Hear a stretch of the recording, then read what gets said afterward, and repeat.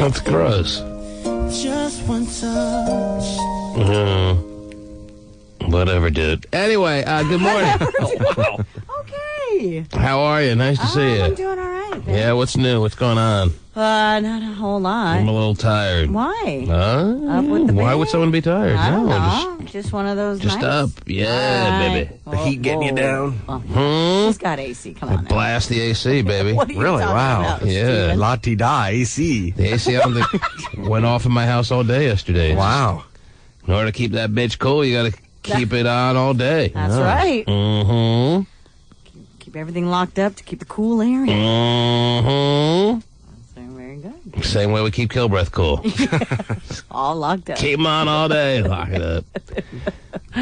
True. You don't have AC in your house in Carnation, Steven? I do not. Oh, my goodness. It means you have to keep the windows, the doors open, the flies, the bugs come in. I can't live like that. Especially out in Carnation with all the bugs and the flies and the And the Fortunately, they have frogs, screens on beavers. windows and frogs hopping in. Yeah. Man. He lives right by the water. You have screens on your windows? I know, it's Hey, pretty crazy. Those bugs get through those screens. Give me that crap. I don't know how they do. How would they? They do. They cut little holes in them. We're going in. Come here, Joe. Here's the hole. Some bugs make holes. Some bugs squeeze through holes. Steven said that a few times. And you know what? I'm sure if you're keeping doors and windows open, there's some screens with holes. There are some screens. There are some doors or windows without screens. Well, they all have screens. Mm-hmm. The ones that open, at least. So your house is bug free. Well, I wouldn't say that, but I would say every house has bugs in it. Knit mine. I bet it does. Knit mine. No, not one. Because if there is one, I freak out. But there's those little ones, you know, that you don't Not see. one. Like all the ones that are on your body right now that you don't know about. Well, maybe you're talking about your body. My body is sans bugs. All right. All those facials and pedicures probably, huh? Getting rid of them? Kind of gross that Steven just assumes there's bugs all over his body. Right. Well, isn't that true? No. You don't Maybe think that- maybe Oprah shined the violet light on you and found a couple, but not me. Okay. You mean like the bed bugs? Bed bugs are on your bed, not you. Not necessarily bed bugs, but there are living organisms that are on you. Organisms, but not bugs. Okay. Well, I mean, You think you have little bugs all over you? You're nasty. I don't think they're like bugs. How are you? They're not bugs you can see, obviously. No bugs, period. Okay. No bugs. All right. Steven Steven has invisible bugs all over him. Invisible He ones. makes it seem like there's little beetles and spiders all over us. Gross. What's wrong with him? Ooh. It's a bug's life. Are you on drugs this morning, Steven, that you have bugs all over you? Well, I thought I saw a news story once where there are thousands of living organisms I on think you you're at all confusing times. that with the hotel bedspreads. Okay. I can tell the difference between a human and a hotel bedspread. Well, I'm not sure you can. I'm really thinking that you're confusing yourself with a hotel bedspread because Has nobody ever heard that before? I've seen a lot of stories about little tiny mites or whatever on hotel bedspreads, but not walking around all over every human being. Okay. Well, you might have microscopic or something, but not like little bugs. Yeah. Well, no, I don't think they're bugs you can see. I don't think you've got mosquitoes on you all the time. Well, I think, I think though, I was saying- saying bugs and microorganisms are two totally different Little things. microscopic amoebas, whatever, Right, fine. right. But as far It's part as of our makeup there. insect, bugs, anything in the bug family, Well, it's not something that you're going to spray yourself with a ray you to know get what? rid of Forget it. it. You know? Well, you're going from their you enjoy your little bugs, all right? You got AC. It's exciting. Yes, and Steven has not a bug in his house. But as soon as I have bugs in my Plenty, house, yeah. and I'm telling you, And by the way, I use Orkin, who sprays around in my house every once in a while, there's a fly that I see in my house. Do you freak I out? stop everything. and swat. There's the not hell a out of thing I'll do until, if I have to chase him all around the house until he's history, Right. that's what I do. Sure. I find a spider in my house. I put him right in our bed. Mm-hmm. Come on in, little guy. Well, you might as well join the rest of the bugs on my body here. What I hear, I have a whole kingdom in my bed. There you go. Take an arm. Is that what you do, Steven? That's exactly it. Well, you got bugs all over your body. Maybe that spider can get rid of some of them. I think we actually agree here that there are living organisms on our bodies. You got little bugs all over your body, dude. Okay. Mm-hmm. Very attractive. Ooh, there's an ant right there. Ooh. Okay, nice job. The T-Man. B boys It's a Nick and Jessica close encounter right out of the X-Files. Oh, jeez. Entertainment website TMZ.com caught Nick heading into Hollywood hotspot Hyde with MTV hottie Vanessa Manillo. Spy witnesses She's the one who went out with Derek Jeter, right? Yes. She is. Again, upgrade from Derek Jeter to go to Nick Lachey, or is it a major turn south? I don't think it's a major turn south. I think it could be equal. Okay, if I'm a woman. What? Could be, I said. No way. If I'm a woman, and I speak for all women, I see this as a major hit on my resume. If you're a woman, can I grab your boobs? Oh, I can't believe you haven't already. So you think that Derek Jeter is just as hot as ever? What's that? Do you think Derek I don't think he's as hot as ever, but he still plays for the Yankees. Sure, And I hate understand the that. Yankees, don't No, get me wrong, but I I still recognize they're the Yankees. Right. And he's like the leader of the Yankees to top that, and even they adore him. They despise A-Rod at this point. Yeah. They're booing him every time he steps out of the dugout these days. Isn't he sucking really bad? Well, he's not sucking. The guy has 20 home runs. He's hitting 280. He's got 60-something RBIs, but they just don't like him. They've sensed what I sensed years ago. I'm telling you, New Yorkers are ruthless like this. They've sensed that he is kind of a pussy. Right. And they are going after him now. Right. And I remember you saying, he's got kind of a pussy personality, and they've picked up on that after a year or two of him being in New York, and they don't like it. Right. They're uncomfortable with it, and they're going after him. Yeah, but he's very pretty. Mm-hmm. He really is. They don't like pretty boys. No. Not from afar. No. Whoa. Put in the alley. Whoa. Look out. Entertainment website TMZ.com caught Nick heading into Hollywood hotspot Hyde with MTV hottie Vanessa Manillo. But my point is, if I'm a woman, Terry, and I speak for a woman, Yeah, but we're talking Vanessa a Manillo. big hit on your resume for Vanessa Manillo to go with from Derek Jeter to Nick Lachey. I'm sorry. Okay. All right. I mean, here's the guy who lost in a lightning pole to Kevin Federline. No, that's Good point. Oh, wow. All right. Popo Sal. Not that Derek Jeter would lose To in a Kevin lightning Fed. pole to Kevin Federline. Right, because he would. If I did a lightning pole right now, if the girls that are up listening to the show as we speak, Yes. if I did a lightning pole and said, if you had a chance to screw Kevin Federline or Derek Jeter right now, who would you take? Right. Kevin He Federline would wins be. that. He wins that lightning pole too. Yes. Oh, you think? Oh, yeah. Oh, yeah. Steven just loves the lightning pole. That's why he's I just know. jealous. I know. Have one, hurry up. All right, Steven, race to 5. Considering people say Steven's a dickhead during lightning poles all the time. Shock you love him. I think he really gets off of that. I just don't think people really like Kevin Federline all that Well, much. But it shocks me every Not time. necessarily a like thing. It's a just lamey thing. All right, well, now Right? now the high school girls aren't getting ready for their day because they're all sleeping in for the summer, so we may not have as many available interested parties to be a part of this lightning pole at this point of the morning. But for those ladies who right now are awake, because it all changes by demographics. If we get like a whole bunch of listeners calling in their 30s, they may go Derek Jeter. Sure. But if we get girls who are like 18, Oh, it's K-Fed all the way. they go K-Fed. Yeah. Not looking back. No, they're right. Not looking back. Not once. Amongst the ladies who are alive and awake Putting your makeup on. and ready, don't call without your makeup on. That's right. Have a little respect for us. Okay. But if you're awake and alert and ready to grab your phone and want to be a part of a lightning pole so we can determine who you would rather screw, if given the opportunity, you could screw one of two men today. One of those men is Kevin Federline. The other of those two men is Derek B. Jeter. Can't believe we're actually wondering who's going to win. Well, it's all. Who for would you have cheating. sex with today?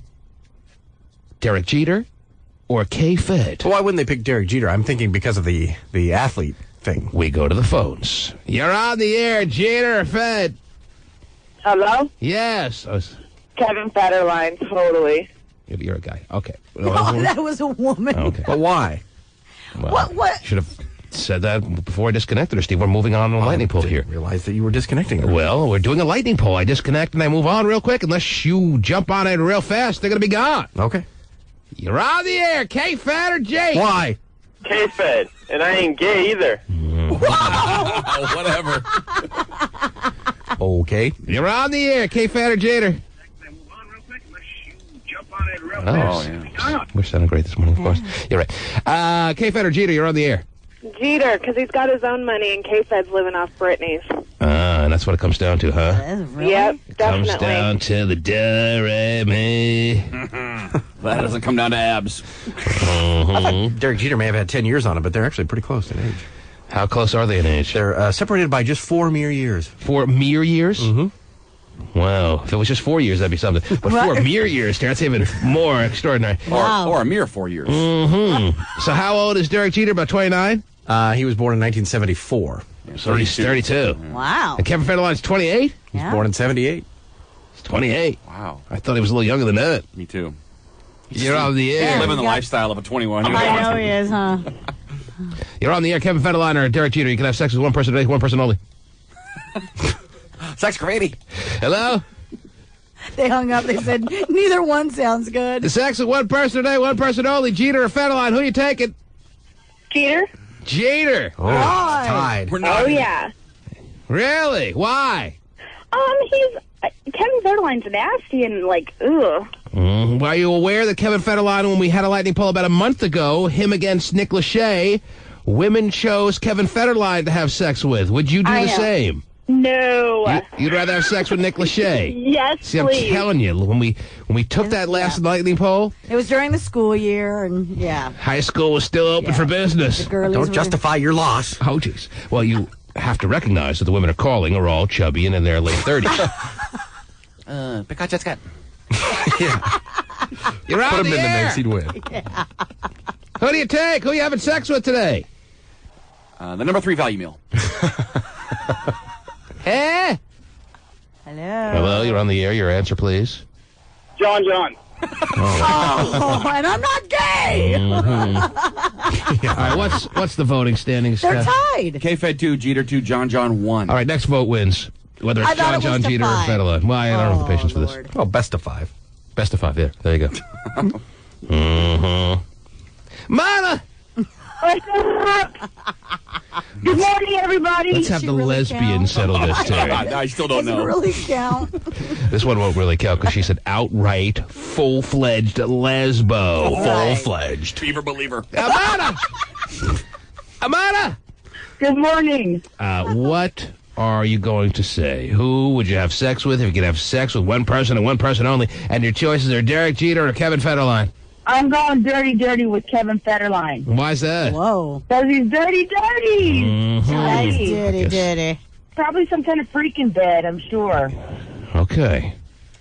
Thank you so much. Yeah, I can But count. Derek Jeter's kind of on your team, Mona. Yeah, he's one of your own. Got the same haircut. He's one of your people. Steven doesn't like that girls like dirty, scummy guys that smoke and wear wife beaters. All right. He's like the anti. Steven, you're like the anti-Federline. You know what? You bitch down, not me. All right, one final vote. Yeah, Jeter, Federline, who you taking? Jeter. Why? Because Kevin Federline's nasty. Dirty. That seems to be everyone's simple explanation. Right. Kevin Federline's just nasty.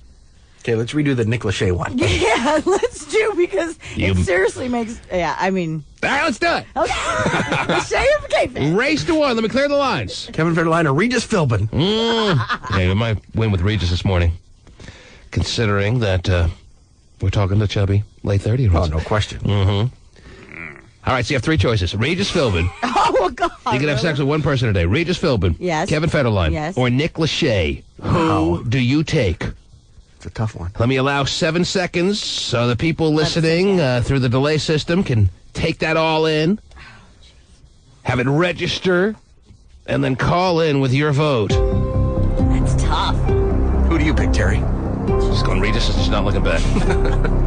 It's like, okay, who's the darker one? All right. He's gotta go Well, Regis. Jeter's mixed, so how about that? Definitely. Yeah, Regis is the darkest one. Yeah.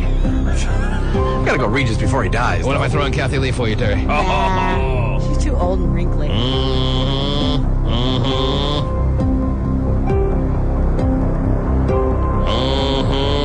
The thinking music just makes it worse. Here we go. Your vote, please. Oh, I have to punch a line, I guess. They just don't magically appear. Your vote, please. Hello? Yes, your vote, please. Oh, Nick. Nick Lachey? Yes. How old are you? 30. Oh, jeez. Yep. And why do you take Nick Lachey? I'll tell you right now, it's going to be very simple on how you get the responses coming in. 28 and over, Nick Lachey. Yes. 26 and younger, Kevin Federline, 27-year-olds Regis Philbin. Really? Adore him, Terry. Ah. Yeah. Adore him. Because they were like 19 when Millionaire was out. That's right. Oh, yeah. All right, thank you for the call. Thank you for the call. There you go. Mm-hmm. Very scientific poll, ladies and gentlemen. Yeah. So early. Kind of like this right here. Wow. I'm more confused than ever. Mm-hmm. Lesbians love Federline? What? Well, I don't know how you could be confused. We broke it down very clearly. 200 pounds an hour. Whoa. Nick Lachey. Whoa. You see his brother's wife? Well, she's pregnant. She was. She was like 8 months pregnant. Huge. Okay. You can show me a pregnant woman. I can still tell you when she's not pregnant, whether she's on the thin side or very roomy. Well, granted, yes. I mean, And there are some women. that wife of Gay Lachey Yeah. was very roomy, be it pregnant in her situation or not. All right? Yeah. And a story? What else is going on in the world, please? Well, since we did start out with Jessica Simpson, I just want to let you know that she and comedian Dane Cook are going to be hosting the Teen Choice Awards. Now, is there some talk that these two have been linked together, Yes, Terry? that's what I was just going to tell you. Linked together Supposedly, like a couple of sausages? yeah, they're kind of doing the intimate thing. Right. But of course. I saw Dane Cook when I was at the Comedy Store a few years ago, Terry. Yeah. I was not overly impressed, but he's gotten very popular since then, no doubt about it. You definitely used MySpace to its full advantage. And who hasn't? People are fascinated with him for some reason. Yes, he love him. certainly is on a good run. I acknowledge that for Dane Cook. Yeah. Well done. He is. Don't think you're that funny, but whatever. But also, too, what's interesting is that Nick is going to be at the Teen Choice Awards. He's been nominated for in the male hottie category. Well, let me hear the rest of this audio, actually, now. The male hottie category. I know. Teen Well, Choice Teen Awards. Choice, you know. Biggest Johnson. Spy witnesses say Jessica was inside and the two did cross paths, with Nick reportedly giving her a friendly hug. So they ran into each other already, Terry. Yeah, they have. And that's what you got to do if you have an ex-wife, is you have to, it's not awkward enough to see her out. You have to then go up to her and give her a hug. Oh, hey, how you doing? How things going?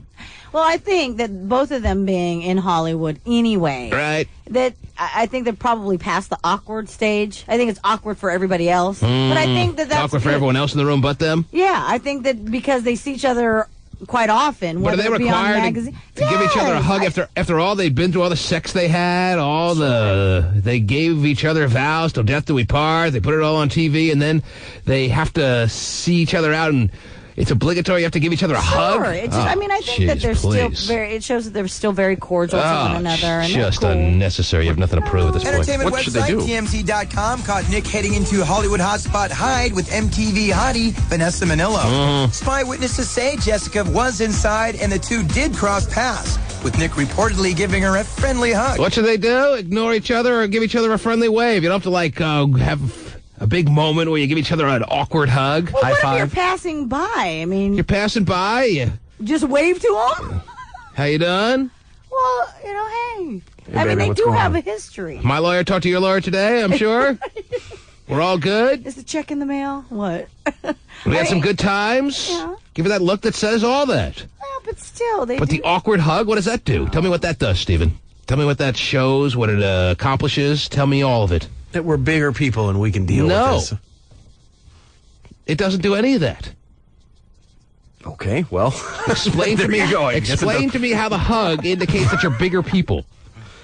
Well, maybe that's in their mindset. They think that. I don't know. There again, Why not be cordial? Who cares? something to prove. Why end with the cordialness of a hug? Why not go a step further? And just screw? Maybe a quick little hand job or something like that. I mean, well, where does it end? Well, he was with Vanessa. You can't really do the quick hand job right I there. think hug doesn't necessarily mean hand job. though. Right. God, I wish it did. All right, what's the top of the food chain of cordial? I mean, I've hugged your wife and she didn't give me a hand job, so I don't know. Yeah. Well, maybe you didn't notice. But what's the top of the top tier of being as cordial as you can possibly be? The top tier? Yes. What's the top? What's the top What's the rung? furthest they can take it? Yeah, the top I rung think of hug being is cordial. about the Really? the limit of it their doesn't get any cordialness. more cordial. There's nothing more cordial that you can do than give someone a hug. Maybe the slight kiss on the cheek or something like that would be a little bit. Euro style. Yeah. So you can't think of anything else that would indicate that, wow, she went one extra notch up on the cordial chain there. Maybe hand her a Hallmark. I think there's things you could do that would take it too far, but... Maybe make her a homemade card right there in the club, since you don't have the ability to go to the card store. Hold on, Jessica. I got some construction paper right here. Yeah, you take the little cocktail napkin, turn it into a little homemade Hallmark. Would that supersede the hug as far as on the cordial chain? I think that makes it romantic, like he wants her back or something. Mm-hmm. That's something you could certainly appreciate, right? Making the homemade card right there on the spot? I think that's pretty cool. Because I am so damn cordial! But he doesn't want her back, so... He's with Vanessa. Exactly. You might want her back. So why even go out of your way to do the hug thing? Just unnecessary and awkward, and it just reeks of transparency. Well, we're all okay, everyone. Watch, we're hugging. Well, if they don't do that, then they're going to get stories about, they avoided each other. Regardless. So they might as well Regardless. Stories. Untrue stories. No matter what they do. What do you want them to do? High five? Hey, like in a locker room, spank each other. Well, I'm just wondering why you're all set on the hug. Why not the card? It's okay. Why not a toast? Stop the room. Tell the band to stop playing. I'd like to make a toast to my ex-wife. Isn't that a little bit more cordial than a hug? I think that's a little too far. Yeah. Oh, that's too far for you. It's being a jackass. Mm-hmm. I do a small bow and then an authentic Japanese dance for 30 seconds. Yeah. There you go. To welcome them into the room. What about bringing back the curtsy to the world? Nice curtsy. Mm-hmm. Guys don't curtsy, though. Well, she could have curtsied in front of him, and he, I'm sure, has a little curtsy in him. That would have been nice. I'm sure he does, by the way. Would you say a curtsy is a little bit more on top of the charts of cordiality, or? I would love to see the curtsy. Just flip each other off. Hey, how you doing? I don't think they have to do anything like that. Just walk by each other with no... My point is, the awkward, transparent hug serves no one any good. It serves no purpose. It's just awkward. It's a front. He grabs her and goes, this just feels right. Unnecessary. I forgot how good this feels. That's what he's saying to Your her. boobs are bigger than Vanessa's. Yeah. It's just unnecessary. Stop it. Okay, now we can move on. I guess so. So does hug mean hand job or not? I forgot. I need to know during the break. I'll tell you during the break. Spy witnesses say Jessica was inside and the two did cross paths, with Nick reportedly giving her a friendly hug. Whatever. The T-Man. You iPods may start offering movie rentals. There are rumors that Apple CEO Steve Jobs will make the announcement later this week. Right. But it's said that Apple made agreements with Disney, Universal Studios, and Paramount Pictures. Apple's all over it, baby. Sorry. Apple's earnings just came out yesterday. I know you're big on the Wall Street little trip there, Terry. Yeah. And their stock is up by, I would think, at least 10% this morning, Stephen. You can correct me if I'm wrong. I could, but I don't know. I'll get my Apple computer sitting in my house. Well, you're part of the equation there, Terry. I am. To their fascinating bottom line. I am. Liking it. What is the Apple stock doing this morning, Stephen? What is their symbol? Oh, just, I believe it's AAPL. Oh, AAPL. Yeah, double A, a PL. Double A. On the double. Just look for the little Apple sign, I'm sure. Apple Computer is up 12.16% this morning. Wow. Or no, it says plus 6.5, and then there's a slash, and then it says plus 12. So that's 12%. Okay. Yeah. Check that. They just filed for bankruptcy. Oh, I see. It's up $6.58 a share, and then 12%. There you go, Stephen. You're I got all it all over it. figured You're ready out. to attack Wall Street now, kid. Wow, I know how to do it. I got Merrill Lynch on the phone. They want to hire you. Good. What do you say? I'm in. Mm-hmm. Can I work 4 hours a day? Well, I don't know. Sure Probably you can not. there. Yeah. If you really want to. Yeah. And now, representing butt rockers worldwide, carrying sod from Tacoma to Everett and every city in between, president of the blue collar workers, even though he wears a tank top, here's Dump Truck Guy.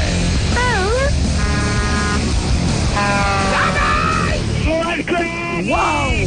Imagine Dumpy on Wall Street with his Suit and tie. wife beater and his tie. Hey, yes, Dumpy. What's cracking, man? What can we do for you, sir? I had a little issue right in the neighborhood last night. Freaking cops live right in my backyard. Wow, really? Crazy, crazy, crazy, There were man. cops left over with all that needed to be done in Skyway last night, Terry? Oh, I know. You. Mm-hmm. What happened in your neighborhood, Dumpy? I got home about 5 o'clock. My neighbor, like 4 houses down, had a freaking brand new Harley. Somebody parked in his backyard. There were cops left over with all that's gone on in Kirkland over the past few days, Terry? Goddamn right. We got crap happening in the South End, too, baby. Ain't alone. Think? Okay. Yes. So Kirkland is the new South End. So there's a Harley in what? It's in your neighbor's driveway. Backyard. Yeah, somebody just rode it up there and got off, left the helmet, freaking glasses, little bandana, you name it, man. Everything but the keys. What a shocker. Mm-hmm. So wait a minute. Well, I've already lost. There's an unidentified Harley in someone's backyard. They don't know why. They don't know where it came from. It's just there? Yeah, he looked at the calendar and noticed it wasn't Christmas, so something was wrong. So it was a stolen Harley. Well, we didn't know at the time, but yeah, that's what we were assuming, so... Okay. We called up the cops, and it took like 4 or 5 hours for them to get there. You don't think it over on what's the best move when there's an unidentified Harley just sitting there with no one nearby in someone's backyard? Yeah, we did for about 2 seconds. We're like, call 911. Well, I'm thinking, well, where's the nearest shed I can put this in for a while? I know. Yeah. Until things blow over. And then maybe no one calls on it, and they're in my possession. Every time you take it out right and you get pulled over, you're in the freaking clank for something you didn't do. You didn't do anything. Exactly. Say, hey, I thought it was my birthday. Possession's 9/10 of the law. It showed up in my backyard. Bing, bang, boom. And being the honest, tax-paying citizen that I am, I probably just wouldn't get a slap in the ass. I get like 6 years to life for it. All right, so wait a minute. So this was your backyard, that a Harley that has nobody nearby. It's really unattached as far as anyone claiming it's them being the owner. 3 houses down, but close enough.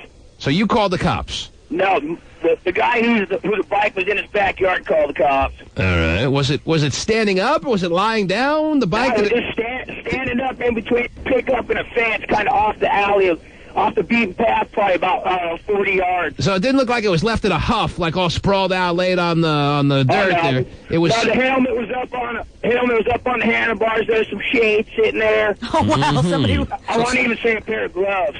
It's not somebody just visiting the neighborhood? Yeah. His brother's in town from Puyallup. Oh, where's my bike?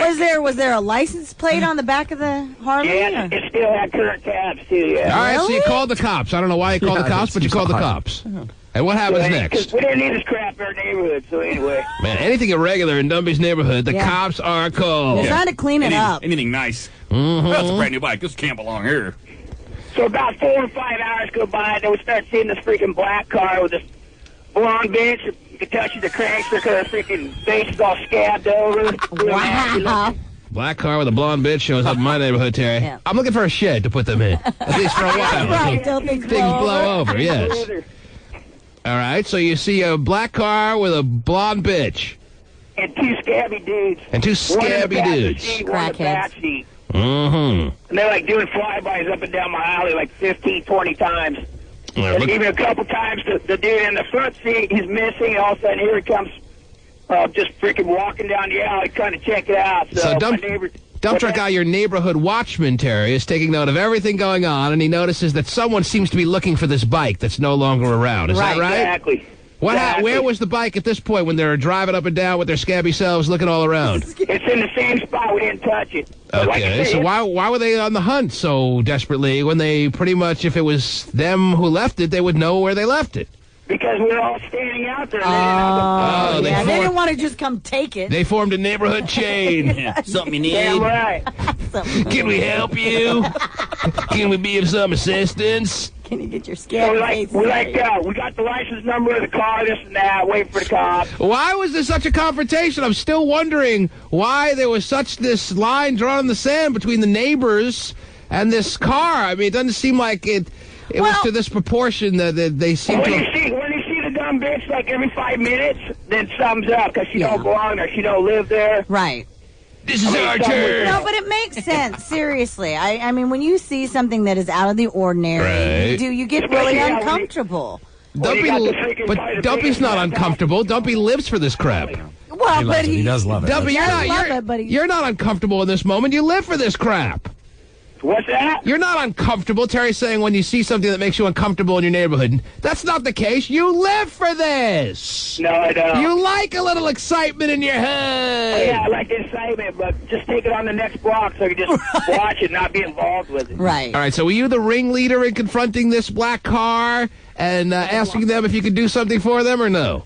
Negative. It was a buddy of mine. It's his grandma's house where the bike was at, so she called my buddy, and then he was over there, so... All right, so what happens next? The scabby dude, he starts milking around. The dude's like, "What's up, man? What's your business in this alley?" He's like, made something up. He's lost or something. We're like, "Dude, you ain't getting the bike, man, so you might as well take your funky ass and get out of here." Did you ask him if it's his bike or no? I mean... No, but like I said, it's off the alley like 40 yards. You can't really see it unless you're looking for it. So, yeah, they're all over it, man. There's eyeballing and this and that, so... All right, so when he was told... What's that? When he was told he's not getting his bike, what happened next? He skedaddled right back down the alley, got back in the back car. Skedaddle. I've never seen a scabby guy skedaddle. Oh, that'd be cool. You ever see When a... you're 6'1" and about 90 pounds, you can skedaddle pretty good, dude. You ever see a scabby guy in a black car with a blonde bitch skedaddle, Terry? No, haven't recently. I'd like to. So was he a young guy? Was he, He's probably mid-30s. Oh, mid-30s. Yeah. All right. All scabbed out, man. So when you told him to get out, he skedaddled, what happened? Yeah, then about 4 hours later, the cops show up. Do all the paperwork on the bike, this and that. Tow truck comes, takes the bike, and starts, passes my house with the tow truck and the motorcycle on the back. And we had already gave the cop all the information on the black car. Turns out that's stolen, too. Oh, jeez. So anyway, tow truck goes down the alley. I was like, right on, everything's done. So dig around my garage. I hear this car whipping my driveway in the back of my house, like 45-mile-an-hour bass, all booming and crap. Mm-hmm. Come out the door. What do you know? It's the blonde bitch in the black car. And she was like, "Hey, I liked your mullet. I had to come back and see it again." Now, do you think Dumpy from the police, Terry, in the area, he gets like a ribbon for being a vigilant citizen like this at the end of this story, Terry, or no? I want a happy ending at the end of... Well, I think there's a happy ending. I don't know about a ribbon. It'd be nice if you got a ribbon. It would be You great. don't get a ribbon for this kind of behavior? For being on top of it in your neighborhood like this, Terry? I feel like a white ribbon or some kind of maybe red ribbon. Some kind of certificate of appreciation? Maybe not a blue ribbon. Not a first-place ribbon, but a red or a white ribbon should be in order here for being on top of it as a vigilant citizen. Right. It's not key to the city worthy. No, I'm not going that far, Stephen, no. Story ain't done yet. It gets better. All right, Okay. so the blonde bitch is back in the hood. She's being chased, right? You said she was being chased? No, she just flew in his driveway. Oh. Yeah, she whipped in my driveway, gets out of the car, cop right on her ass, and starts hightailing it towards my fence there. Now she's going to come in my yard. I feel like I should have a beer in my hand when hearing this story, too. Nice to the guy. One more Right. thing, it's going to get busted right in the face. So wait a minute, why? She just chose your driveway randomly? It was just... Well, Yeah, exactly, because she had cops right on her ass. And she just I had nowhere to happened... go. It was Gets just... out of the car and tries to hightail it right to my back fence there where big Rottweilers waiting for a dumbass. and then Dumpy going, come on, honey. That would be entertainment to see two Rottweilers chewing this blonde bitch apart. I've actually been to his house, and his dogs aren't dogs. They're another kind of creature. But I don't know what they are. Yeah, right, man. They On are- steroids. Yes, they are waiting for the day where a blonde bitch just happens to stumble on to the wrong moment in her life. It's like the dog from the Exactly. Incredible Hulk movie. That's why I told the cop the stupidest part of all these houses you got to pull in my backyard. That was a bad move. Yeah. Okay, so what happened? Did the So Rottweilers... anyway, the cop asked me, "Oh, is this girl with you?" She come to see me. I looked her right in the eyes. Gave like, "Oh, it needs a little bit of time." I was like, "No." So yeah, she got cuffed, stuffed, and we had to call tow truck number 2. All right, so for a second there, the cops thought there may be some kind of relationship between you and the blonde bitch. Yeah, because she's trying to get in my yard. Now, Dumpy, Yeah. maybe you're using these airwaves to further enforce your story here. Are you sure there's no connection? You've never seen this blonde bitch before in your life? Dude, man, yeah. If I want a blonde bitch like that, I'd just go kiss a slug, because that's about what her freaking face looked like. Oh, wow. Nice and nasty. Great. You don't knock it till you try it. But, all right, so you tell the cops you've never seen her before, and the second tow truck comes and takes her car away now. Yeah, then she got cuffed and stuff in the back of the car. We just all standing there drinking Bud Light, smoking cigarettes, and waving at her. Yeah. Mm-hmm. Waving bye-bye. So, yeah, then she's sitting there doing the paperwork with the blonde bitch in the back of the car, and here at the end of my alley, major drug deals going down. So, the cop, she's all in the bushes and stuff, sneaks out there, freaking busts them, too. Wow. So, I like it. A bad timing for a drug deal. Right. God damn, man. Yeah. I think there's a cop car in the alley. You might want to just come back in like an hour. All right, so that's always a good policy. Now, this is expected to be broadcast around, what, September on Cops or what? I don't know, man. Okay. That'd be If great. it comes on, it'll be on. If I saw Dumpy on Cops with the mullet flapping in the wind, I would pee in my pants. I think, unfortunately, Pierce County pulled out of Cops. They did. No longer will they. How could Pierce County pull out of Cops? They were on every other week. No, they were, why. and that's why. Yes. So it was seen as perhaps bad publicity. Yes. I asked the cop when she get out. She's like, tomorrow morning. Sweet. Oh, wow. She'll be back. So, yeah, now I'm on the offensive or the defensive. So Bring it on. she's due to arrive in your driveway in about 5-10 minutes. That's all right. Another freaking 45 shell waiting for her head. That's Bring it wonderful. on. Take her out of her misery, is that it? She wasn't hot at all, or what? She's a No. crackhead, he said. Oh. How attractive are crackheads? Jerry, I'm asking you a different question. That's what She you wa- look like. she Dance wa- out your butthole. Whoa. Not good. So she's going to be released today. Yeah. So she'll probably be, everybody in Tacoma, watch her car, because she'll be on the loose stealing somebody else's car tonight. Would you do it if nobody knew? No. No. Not even if If you want your nobody dick to fall off, maybe, but I doubt it. What if I promise your dick wouldn't fall off? Would you do it if nobody knew and your dick wouldn't fall off? No. Oh. knew. Wow. Nice offering. Scalar. I mean, yeah, nasty, dude. Nastier than John. Wow. Nastier, freaking nasty. nastier than who now? You know what there, Dumpy? You know what? Your dick would fall off if you even plugged it thick, okay? Oh, okay. No comprende, dickhead. Don't you bend over, touch your toes, bitch. Okay. And I'll see what I got for you, honey. Next time I see you face to face, we'll see how much crap you're talking, big guy there. Wow. Okay, well, you'll see a bigger guy to beat your ass. Dump truck guy doesn't sound like he's in a playful mood with John John. You're back for like the 1,000th time, all right? Yeah, here it is. Hey, you know what there, Dumpy? Yeah, go. Dump truck guy's patience has run thin, and he's not in the mood for John I John don't and give a his rat's ass with antics. this tail between his legs. What? Yeah, okay. Yeah, okay. Dump truck guy, might we You expect... know Oh. how effing retarded you sound, you mother effing son of a bitch? Okay. Just, yeah, make sure you're sorry. Yeah, can't say that on the air. You know what? You're a mother effing son of a mother effer, okay? Oh, that's good. Okay. Wow. Go on. John. Now we can't. That definitely... Let's keep the phones down for a second. It's cool out time here on the TV in the Morning Show because we're out of delay space. Right. When you have to dump 3 times in a span of 30 seconds. We're back to Tuesday. Yeah. That's funny that he edited the 3 times before he said it. Right. And then just, forget it. Right? I'm out. Well, there's no love lost between those two. He sounds like it. Donnie already beat his ass on the RV. I Oh, that's wonder. right. I wonder if they may have a reunion moment at Summer Jam 2006. Jerry. Oh, now that would be fun. Little side stage set up. Fight to the death. Scaly blonde bitch breaking it up. Well, at what age do you say, I think I'm kind of cool with this neighborhood, I'm time to move on? Wow. Don't you think Dump I wanna truck guy move? loves his neighborhood. He does. And he'll protect it to the end. I don't know why. That neighborhood needs dump truck guy. I know, he doesn't need it. Right? Loves it, though. So does Bubba. Yeah. I'm sure.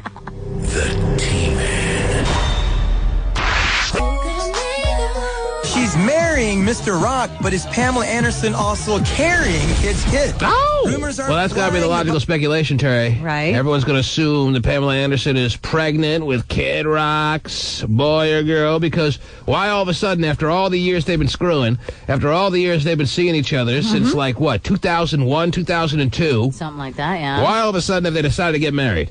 Because they're not getting any younger? Yeah, could be They that. don't want to grow old alone? Maybe. I don't know. They don't think that way. Maybe she doesn't put out without the ring. Oh, yeah. That's, the other possibility that makes perfect sense. Right. Or how about like I said, they're too old now. Nobody else is interested in them, so why not each other? Why not get hitched? Yeah. Or maybe he slipped one past the goalie. Rumors are flying the buxom bride-to-be is already expecting. Pam's camp tells Extra they're not commenting on that, but sources close to Pam say, given her track record, she may already be married. Us Weekly's Katrina Zish says Pam's I do plans do include the sons she shares with ex-Tommy Lee. She definitely wants her kids to be there. The couple reunited as Pam celebrated her 39th birthday in San Tropez. And Tommy Lee's just gotten too much plastic surgery done to her. Yeah, he does look different. Just looks bizarre. Mm-hmm. I was watching Supernova, and he does. I'm like going, is that really Tommy? Right. He looks different. It's weird. Yeah, it is. Does. Yes. What else is going on in the world, Terry? I got Summer Jam tickets to give away, don't you know? Oh, okay. Of course, we take text pages all through the morning at 97373. I got reminded on that by saying, don't you know? 97373 for anything that needs to be sent through text paging. What do you got there, Terrence? Well, apparently there's now a blow-up doll on the market that's supposed to look like Paris Hilton. Oh. Yes. I already got my own. I couldn't wait for them to come out with one that's really all authentic and such. Right. Uh-huh. Well, this one, of course, it's not okayed by her by any means. Right. But it is Here's mine, Terry. No, it is out on the market. It's called the Paris Love Doll. Steven, put it on the Christmas list or what? Oh, sure. Whatever. Right. Nice little doll for Benny to enjoy. Yes. Do you want the website there? For the Paris Hilton unauthorized blow-up doll? Uh-huh. Yeah. Sure, why not allow everyone to have access to the unauthorized Paris Hilton blow-up doll? It's called chocolatefantasies.com. Chocolate Fantasies? .com / Not exactly where I would have expected to find the Paris Hilton blow-up doll. Right. Not that there isn't a need to go to chocolatefantasies.com. Right. However. / Paris doll. Chocolate Fantasies / Paris doll. Backslash, huh? You appreciate a nice backslash, David? Sure.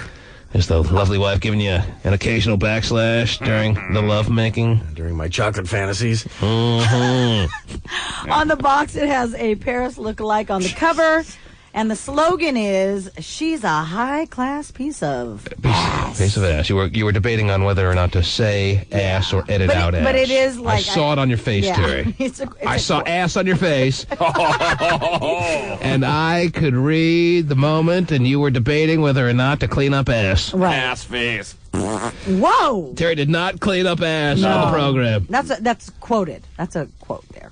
I understand. So that's why I said ass. But you were still debating over whether or not to clean it up. Right. And you didn't clean up ass. No, I didn't. Okay. I didn't clean up ass. Now, Terry. Yes. If there were, let me ask all of you, if you were able to have one blow-up doll and one only. One? Blow-up doll graffiti. That's right. Whose blow-up doll do you need in your basement? Because if you don't have a basement, don't have blow-up dolls. Right. Yes. Oh, phew. You don't have a basement incarnation, Steve? I have no basement. How could they eliminate the basement idea when you're living out there in Amityville Horror? Well, they could have, I suppose, built the house on stilts to have a basement, but they... Or dig down. Yeah. Well, yeah, it's true. Either one. Do you understand the concept of the basement, Stephen? Well, I do. Well, if they dig down, they'll probably hit the water. Don't you have any crawl spaces underneath your house? Right? Oh, there's a crawl space, sure. Well, there you go. There's your basement. You can hide your blow-up Crawl doll on down top there. of your doll. Stephen, is there a thought on whose blow-up doll you'd like to have? That's a tough question. Be in possession of in your home? Because you only get one, so that's... Yeah, I'm going to carry Natalie. I'm not looking back there. Really? I don't know. Yeah, I'm looking back. It's easy to travel with since it's so skinny. Yeah, that's right. That's what I was thinking. Only takes one breath to blow her up. Exactly. I don't get lightheaded. I'm good to go. You don't need the electric blower. It's great. Yeah. It's good to know you have one on standby, though, Stephen. I do, yeah. Yes. For my Cameron Manheim doll. Okay. 1-866-66. Cameron Manheim. Oh, yes. How are you spelling Chocolate Fantasies? I can't seem to find it. You can't find the Paris Hilton blow-up doll? Fantasies is F-A-N... It's chocolate with a K, Stephen. Oh. No, it's not. Chocolate. Fantasies. Well, that's how I spell it, yeah. Chocolate Fantasies. .com. .com, yes. / Paris doll. Like you put the .com before the backslash. Yes. Yes. All right. Right, well, I did. Try it again. Are you there or are you not? This page cannot be found. If Dumpy finds a brand new Paris Hilton blow-up doll in someone's backyard, is he calling the cops? Yes. Yeah. Because that struck me as a tad bit of an overreaction. Now, don't get me wrong. I understand that if any of us saw a Harley in our neighbor's backyard or driveway, we would just think, oh, our neighbor bought a brand new Harley. Right. But dump truck guy sees a brand new Harley in his neighbor's backyard. He's like, call the cops. That don't belong. Yeah, what is that? Was it Sesame Street, one of these things, or was that Electric Company? I'm completely lost, One of Terry. these Things things doesn't don't belong. I think that's highlights in the dentist office, Terry. But anyway, so I get that part of it. But still, the immediate calling of the cops and never the thought to stick it in a shed and see who comes for it so you know what you're dealing with. It is kind of surprising knowing who Dumpy is and where he comes from for him to react like that. Because you would expect, like you said. Put a for sale sign on it, $1,000. Yeah. Exactly. Put it on eBay. Dumpy never considered for a second, mine now. No questions asked. Right. Take it. This little 90-pound scaly strung out dude comes looking for it, and... Steven, what are you typing? You're typing so much. Do you write love notes? What are you doing there? Writing love notes. Dear Vinny. Still trying to find the damn site. Well, you forgot part of the web address, but that's fine. What did I forget? .jpg, right? Oh, Well, meanwhile, we have sorry. Pasty Dave. Important in a web address. I mean, the whole thing is important. Technicalities. Yeah, right. Pasty Dave is printing out pictures of this Paris Hilton blow-up doll, and you're not even there yet, Steve. No, I'm there now because Dave sent it to me. You're allowed to do that in the world of ours, Terry, because she's a public figure. Anyone out there is able to make a replica blow-up doll of her and not need her permission to do so. Yeah, probably the likeness of, I guess. So because you're a It's public, not really her. because you're a public figure, someone out there can make the Terry-free bad Asian blow-up doll. How bad? Oh, the baddest. Oh, yeah. That'd be nice. That's the one I The want. baddest blow-up doll in the whole damn town. Oh, yeah. Bad. Terry Brown. Terry Brown. That's nice. That's how the song goes, Terry. So Yeah, that's funny. I understand. Anyhow, you got a razor in your shoe? Yeah. Never understood that. Isn't it cutting his ankle a little bit? Yeah, that was really dangerous. Yeah, that's right. Don't want to mess with him. I prefer a shoe bomb, or actually in my shoe. Don't get in that guy's bad side. He'll pull out a bic. Anyway. Yeah. You have to clean shave your face. Got it. I don't think you can just do that to people. It'll. Apparently, I think you can, and they have. The fact that it'll sell 4, they're not going to fight it. They sell more than 4. Yeah, it'll sell a lot. Really? I already bought 5. No one wants blow-up dolls anymore. Come on, really? Speak for yourself. Okay. They got to make them look better. They look so hokey. Not everybody can get it as good as you can. Do you know on the box from People need it. From what I'm reading here on the Paris Hilton blow-up doll, it says, and I quote, that this blow-up doll includes 3 tender love openings to satisfy you. I can't even read the rest of it. 1, Wow, really? 3, yeah. This seductive socialite gets down and dirty. I'm a filthy rich bitch, and I mean filthy. That's what it says all on the box here. Tell me you're not ordering one for yourself. If you act now, you get a Tinkerbell blow-up dog. For Campbell. There you go. Steven, tell me you don't need that. Oh, you need it. Okay. Wow. 1-866-663 T-Man. Speaking of needing it, how about a couple of Summer Jam tickets? How about the fact that the backstage barbecue is still with openings as far as an ability to get on the inside of that big dilly? Yeah. Huh? Can't wait for some food. Yes. All right. Okay, settle down. We never doubted it. Jeez. 1-866-663 T-Man. The words you'd never want to hear from your wife. Let's see where we're going here. Josh looks like he's first up. Good morning, Josh. Hey, what's going on, T-Man? How are you, sir? Not too bad. How about yourself? I'm doing fine. Thanks for asking. How's Oh, geez. He knows he's got to keep the conversation rolling. Oh, why leave it up to me to keep the conversation rolling, It Terry? shouldn't be your responsibility. This to do man has a lot on the line, not me. so. Right. You're already at Summer Jam. You better be good at making small talk here, Josh, because I'm already at Summer Jam. You're already backstage. I'm already backstage. Whoa, really? Piece of chicken in your mouth? Oh, jeez. What are you offering now, Terry? Breast. Josh. Come with her love doll? He's like, ticket. Where are you from, Josh? from Seattle. I've heard of it. And what do you do on a day-to-day basis, Josh? I work. Terry, you getting all worked up in that barbecue? Jesus. Go ahead, Josh. Her throat's percolating. Thinking of the chicken. Yes, Josh. I drive a recycle truck. You drive a recycle truck. Yes. You pick up people's recyclables? Yes, I do. Uh-huh. And, oh, jeez. Whoa. Are you a married man, Josh? I am not. Are you involved with anyone? I am. The man who drives a recyclable truck is on or off the market? I'm off. He had to think about it. He had to check himself, Terry. But, in fact, he did respond with the I'm off. Josh. Yes. How old are you? I'm 27. Did we already go through that? No. Oh. And, what do you do, Josh? Yeah. And your name is again? Josh, you're not blowing me away with the excitement here. Oh, I'm sorry. It's kind of hard to hear you. You sound like you're in a tunnel. Don't worry about me, Josh. You're not blowing anyone away with the level of excitement you're putting out here. Oh, I'm sorry. I'm just excited. I'm hoping to win some Summer Jam tickets. I understand. I'm familiar with the purpose of your call. I'm just saying you don't sound like the most fascinating guy in the world. Oh. Show me that side of you now. Woo! Oh, jeez. Well, he's got a woohoo button, too. Yeah. Probably got it in one of the recycle bins. Terry threw her old one away. Yeah, I did.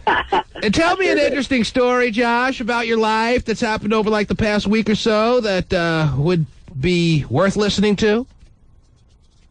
I found a whole bunch of nudie magazines in a recycle bin. That was about as exciting as this week's, Con. Yes. Great story in 1968. Right. Actually, yeah, they were. I could just walk to the internet in 5 seconds here, Josh. Right. Oh, jeez. Whoa. You can actually buy a woman from Russia in 10 minutes. Right. Okay, so magazines aren't really going. You're really not getting us going is the point, Josh. Hi, and is there anything exciting about your social life? What else do you got, Josh? Cheat on your wife or girlfriend or something. Oh. Okay. This girlfriend of yours, it's a good situation? You're in love with this girl? It's a happy situation? What's the deal here? Yeah, we're happy. We're in the process right now of buying a house, our first house. So you're going to buy a house before you get engaged or plan on getting married? Plan on it in the future, yeah. Yeah, we just recently, I got a son with her and everything, so I got a 9-month-old, so. Tell me about that night, Josh. Wow, it was a long night of great fun. Uh-huh. Well, all right. I'm sure there are more details than that. Lots of whipped cream and chocolate all over the walls and ceiling. Have you told the 9-month-old that that's part of the process that led to its conception, or no? Well, you know, we try when you think the whipped cream would have slowed down the spermies to some degree, Terry? Yeah, because yeah.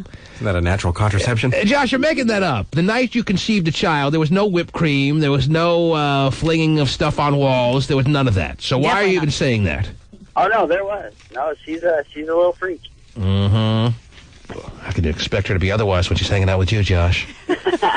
You bring out the wild side in women, don't you, Josh? Wild side in women, Josh. I try. Huh? I do the best I can. You don't have to, Josh. It comes naturally.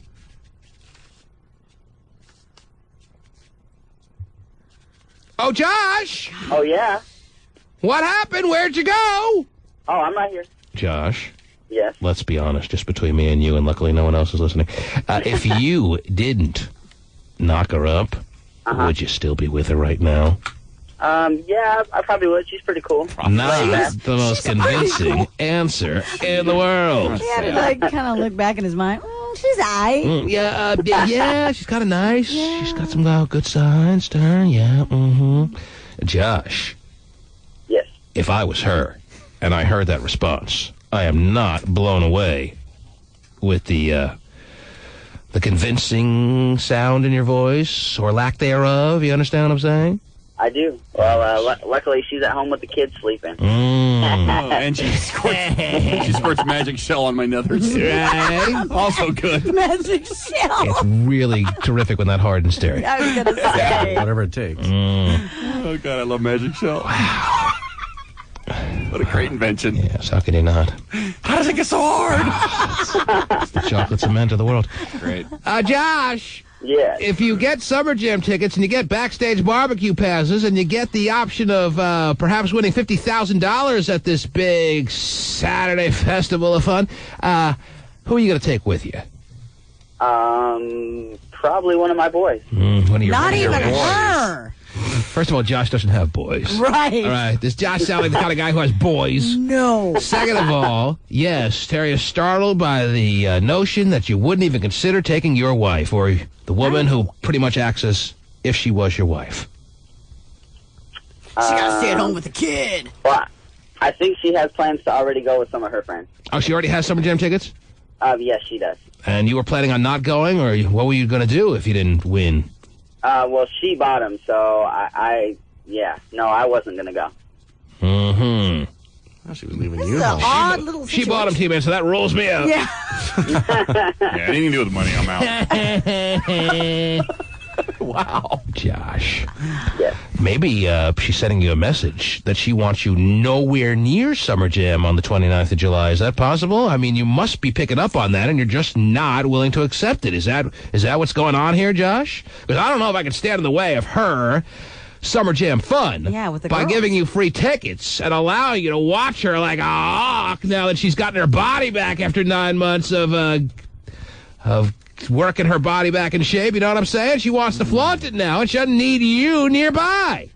Oh, What do you plan to do with the 9-month-old, by the way, on Summer Jam Day? Oh, he'll go with the grandparents. Mm-hmm. It seems pretty clear she doesn't need you there, Josh. Fair or not fair? That's not fair, because if she can have fun, so can I. Well, maybe it's not fair in that sense. Right. But am I correct in assessing the situation that she doesn't want you at Summer Jam?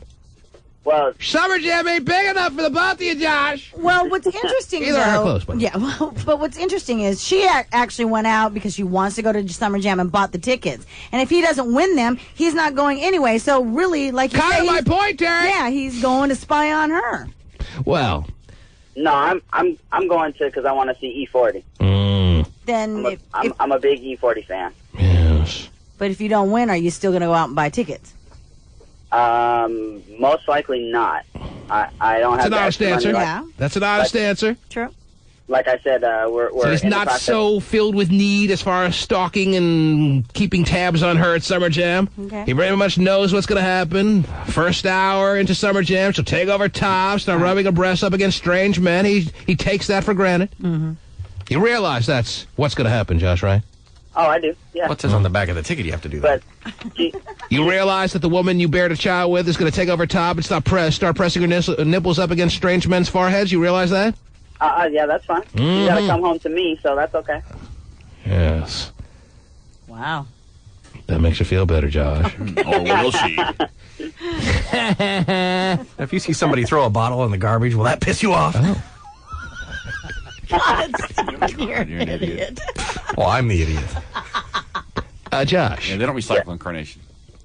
I would like to inform you of the very exciting news that you will be there to watch your woman press her breasts up against strange men's recyclables because you have won Summer Jam tickets. All right, thank you. You will be at the backstage barbecue, not your girlfriend. And you may be on stage as Stephen Kilbreth hosts Deal or No Deal for $50,000 in cash. Woohoo! All right. Okay. Here he is. Yeah, He's Josh Terry. He is. Really has no business winning, and yet I've made him a winner. you did. Because he's the first caller, Terry. And he seems like a nice enough guy. Yeah. How mad is his girlfriend going to be that he's going to be at the Cuba and that she's not? Pretty pissed off that he's going to be there, period. But Yeah, that's the man true, works hard picking up people's, basically, their trash. So why should I deny such a hard-working, blue-collar guy his right to go to Summer Jam, Terry? I would never do such a thing. Right. Congratulations, Josh. Thank you very much. Yes. Hang on the line. Pasty Dave is going to give you information on how to pick up your tickets and all the rest. Okay, thank you again. Mm-hmm. There he is. He's Josh Terry. Yeah. Now, when do we find out who actually gets selected to be the contestant in Deal or No Deal on stage for 50 grand? Are we the ones who pick the name out of the hopper? There have been a lot of people that have won all through the day parts over these many weeks and months over the past period of time. Right. When, Stephen, do you know? I don't know. When is that person selected? I don't know. I'm assuming within about a week or so. Sure. Sometime before next Saturday. I think that's a safe bet. Yeah, when is the hosting job by Steven going to get pulled away? Oh, jeez. Sometime before next Saturday. Yeah. Do you need a dress rehearsal? Do you need any kind of little preparation moment? Or you're just going to wing it? It would be nice to kind of. No, it's well done. Well done. Oh. Whoa. Well done. Do you have a barbecue request? Something you want to see on the grill? How about there? a big sausage? Menu sounds good to you. Can I interest you in a pig in the blanket? Well, hold on here for 1 minute. Let me get some more info from you here. Stephen, I'm waiting for the answer. Oh, I thought we were listening to Pasty. We were. I think we probably should have a little discussion about it as to what we're going to do. What do you mean we're? You're on your own. Yeah, dude. it's all We're you, meeting- man. Let me just put it this way very clearly. For that period of time that you're on stage hosting Deal or No Deal, we don't want to know from you. No, Annette. All right? We don't want to know from him? Yes. Okay. You mean when Eddie Francis is hosting it? When Eddie Francis has to come out mid-Deal or No Deal to salvage what's left of the moment. Well, if you think I'm going to do that horrible of a job, Well, I I'm don't not think you should have me do sure. There is certainly a possibility that you may do a horrible job. There is also the school of thought that you may blow everyone away with your game show host abilities. it. Or it could be somewhere in the middle. Or it could be somewhere in the middle. Probably one or the other that I mentioned earlier, though. Have you picked out? Either it'll be awesome, or you'll suck to the point where they're throwing things at you. Well, why don't you let me know what you are expecting? What do you mean what I'm I Well, want to know it's from you. T-Man's Deal or No Deal, so I want to do it justice, and I want to do you justice. So I need to. He wants to do you. I know. I'll stick on my Paris Hilton blow-up doll. Thank you very much. Do you have a special outfit picked out and stuff? I mean, because you are going to be in front of thousands of people, and Can you handle that, Stephen, being in front of thousands of people like that? I've done it before. are the mandals all polished up? Got my thongs ready to go, so. They got a gel up to do? You wearing underwear? I'll probably do some gel, sure. Wow, this is very exciting. Vinny seems to have some information about Summer Jam. Is by the that way. right? Yes, he's What do you got? trying to write stuff down, but it's you not. got a shift this weekend? I do have a shift this I weekend. like Kinda hearing Vinny the excited. Pooh getting shift after shift, weekend after weekend now. Yeah, he sounds good. He's broken down the barrier, and now he's getting, he's probably getting run down with all the shifts they're giving him. It's Taking a big shift. You were the Cube 93 utility man. no days off. Okay, what's the information you have? Actually, they're picking not the winner, but the person who gets to go on stage at the backstage barbecue. At the barbecue? Oh, wow. Really? So they're not even going to know until then? That's right. Wow. Build suspense, I guess. I guess it does, yeah. Barbecue sauce up their nostrils, and then they're told you got to go right up on stage? That's right. So if you don't show up to the barbecue, then you're asked out. Why wouldn't you show up to the barbecue, Stephen? Well, I mean, if you didn't know, if you weren't going to win the $50,000, maybe you wouldn't, so. And it's just going to be random like that? Are they going to be the person who eats the least to save the cube the most money, or what? I don't know how they're actually picking.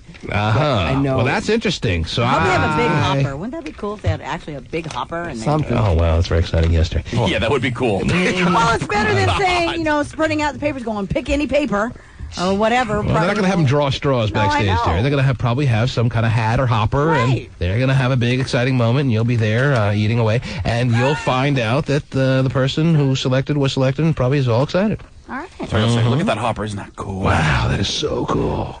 Wish I had a big one like that. Big hopper. Whoa. You got an appreciation for a big hopper, don't you? I do. Oh, yeah. I do. So you'll be Give it a twirl. you'll be at the Your wife would barbecue. too. I will be at the barbecue. Jerry will be there. Stephen will obviously be there. Oh, yeah. Depending on what time it starts and ends, I may be there, Terry. Whoa, you might be? Well, what time does Summer Jam really begin? What time does the barbecue begin? I believe it starts at like 12:30 That early? Really? Whoa. It's early. On a Saturday? And how long does it go on? till 3. Oh, that late? Oh, The I'll definitely make it then. The show starts at 3. So it's a non-stop barbecue till 3? That's right. I'm gonna set my alarm for noon. I think that may be misinformation because No, he was at the little meeting yesterday. Didn't they give a little... Yeah, they got he a little doesn't time listen during those No, meetings. he's jotting down things. Did they give you any itinerary for Summer Jam at that meeting? They did. All right, well, I want that immediately. Okay, I'm gonna go try to find Okay, it. go find it. I think I know I'm sure where it's at. somewhere on Look through your birdcage carefully, and I'm sure you'll find it.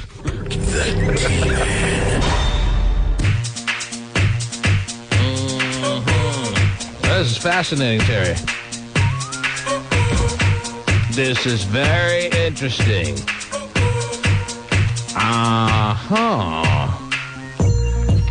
Winnie the Pooh, swipe me the itinerary. Actually, you didn't have to swipe it. This is yours, right? Mm-hmm. They gave this to you at the meeting yesterday, or there are already meetings being done? Yeah. Oh, yeah, we got our credentials and everything. Wow! Are we invited to the meeting? Probably not. Yeah. We're always invited to the meeting. They don't even bother anymore. But I have the full Summer Jam itinerary in my right hand right here, Terry. Cool.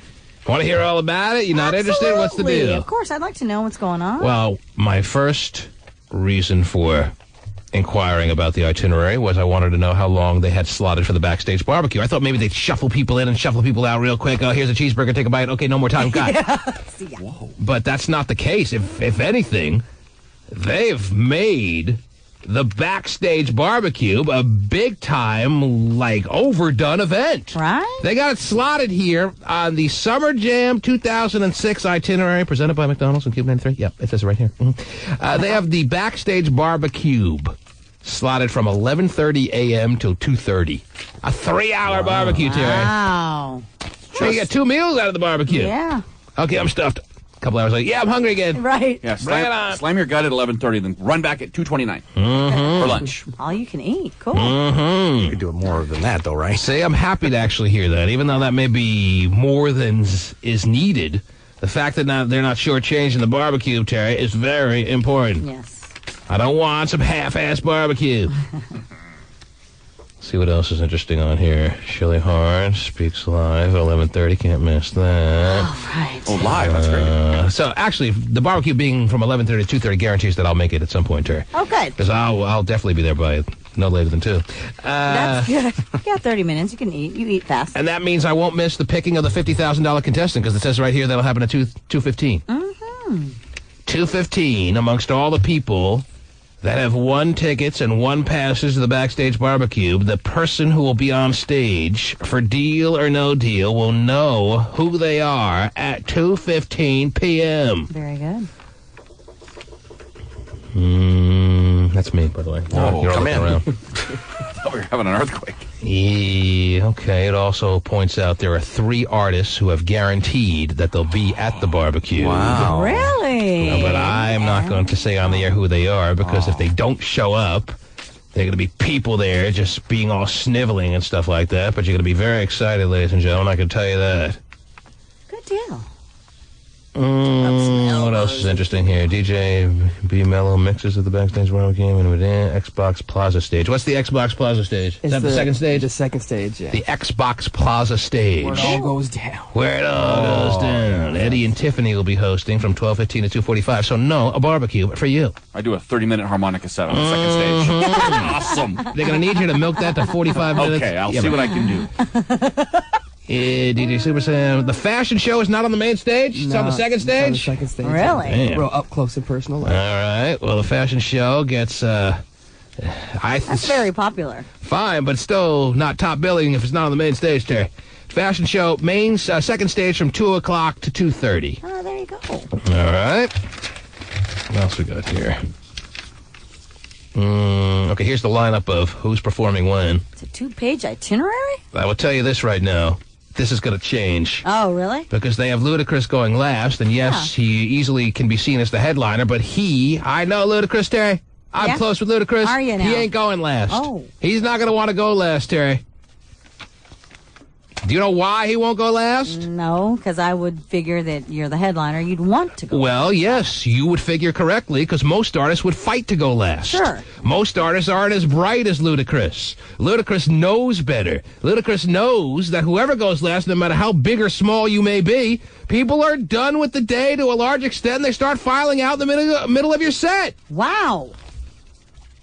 That's the way it is. People are racing to their cars. They don't want to get stuck in traffic. He doesn't want people walking out while he's performing. Ludacris will not go last. I guarantee you that right now. He will put up a fight. Well, and he will win that fight.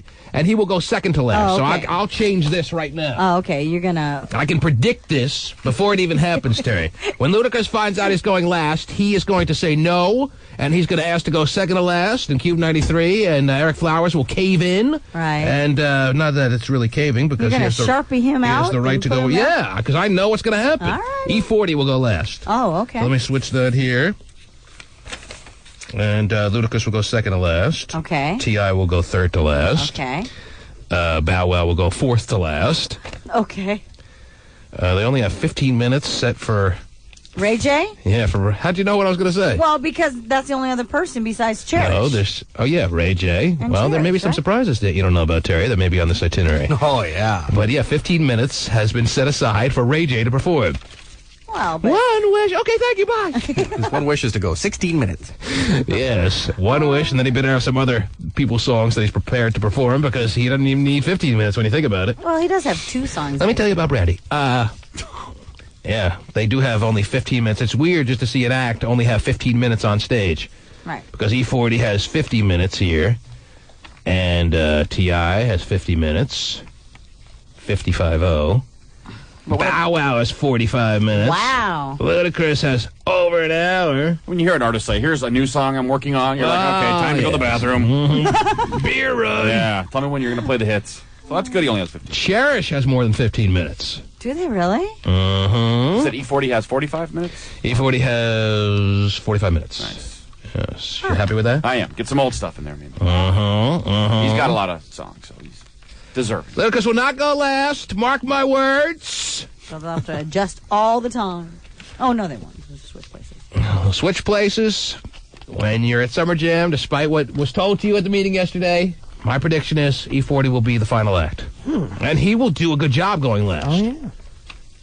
But he's not as big as Ludacris, and if people start walking out and heading to their cars in the middle, that's something he's going to have to deal with. End of story. When's Deal or No Deal on the schedule? They have Deal or No Deal set for 4:55 to 5:10 p.m. Oh. Actually, the Briefcase model is going to be very excited to know this, because Deal or No Deal, as it stands right now, is set to be between Ray J and T.I., Terry. Oh, wow. So the Briefcase model is going to be happy to know that T.I. is going to be side stage preparing to go on while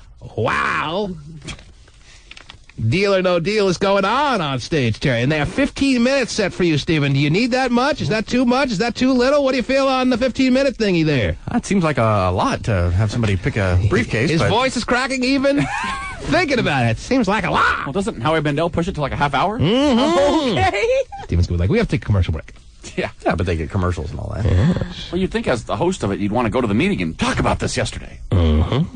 How much time do you think you need to get Deal or No Deal done with all the Briefcase models on stage, Stephen, and all the festivities that are involved in getting down to the nitty-gritty of whether or not someone wins all that cash? I think that's plenty. Steve's going to be hyping up Well, the is it crowd. too much is the question. We don't want to leave you out to dry. Oh, no, we kind of do. Well, Eric said, it's just a schedule. If we end early, that's fine. No, you're committed to the full 15 minutes. If you end early, you better start juggling or something. Yeah, you crickets. When I say S, you say curse. You better pull out something out of your ass, because you, as far as I'm concerned, better put in the full 15 minutes that you're scheduled for. Well, I'll put it on then. I'll bring it up. Bring it out. Yeah, start telling jokes. Put it on, bring it up, bring it out. A lot of promises here, Can't Stephen. wait. None of which I can really interpret, but he apparently is going to put it on, bring it up, and bring it out. And bring it out. Oh, my goodness. The 14-year-olds are real excited about it. Yeah. Whoa.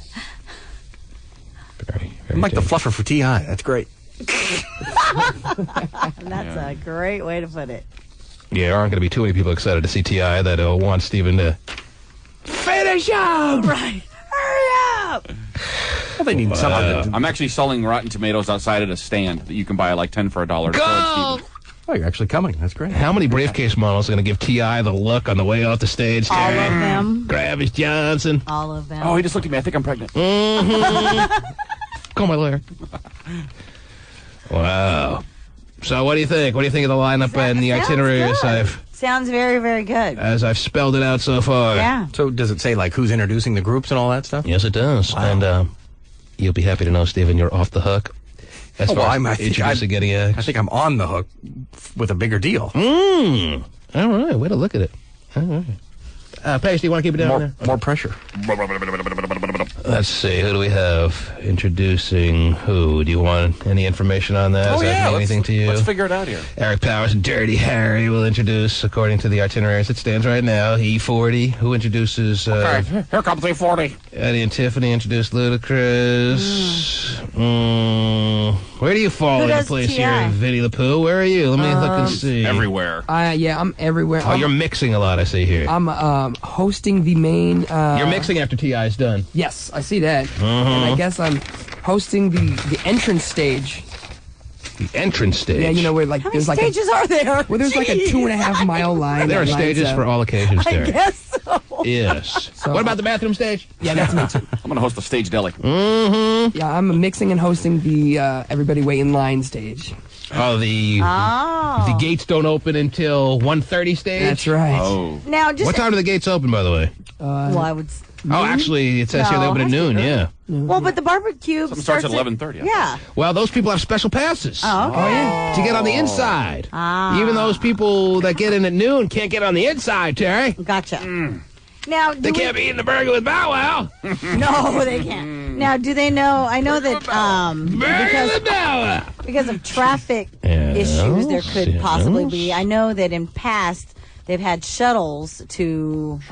Doesn't say anything about that on here, No, Terry. If you're willing to provide a Terry free they got those. Do they have shuttles from the Auburn Supermall? They got Auburn from like Tacoma. Oh, good. Oh, that's nice. That's great. That's the way to do it, people. Yeah, it is. I'm Take going the to drive my shuttle. SUV by myself. So get out of the way. Get on a shuttle. What else you need to know? Anything else? Are we clear? Scott, Terry, and Pasty introducing anybody? No. Come on, man. Scott, Terry, and Pasty are responsible to be entertaining those at the backstage barbecue. Oh, good. Dancing around. Here, taste this. Yeah, what exactly does that entail? I don't know. I read that. I don't know what that means. People are going to be coming up to you. I asked for medium. This is medium rare. Now you got to do something about this, or I'm going to take it higher than you. Sorry, man. The customer's always right. All right, so there you have I'm it. good with Unless that. you have any more questions, that's pretty much all the things that stand out to me. What's so funny, Steven?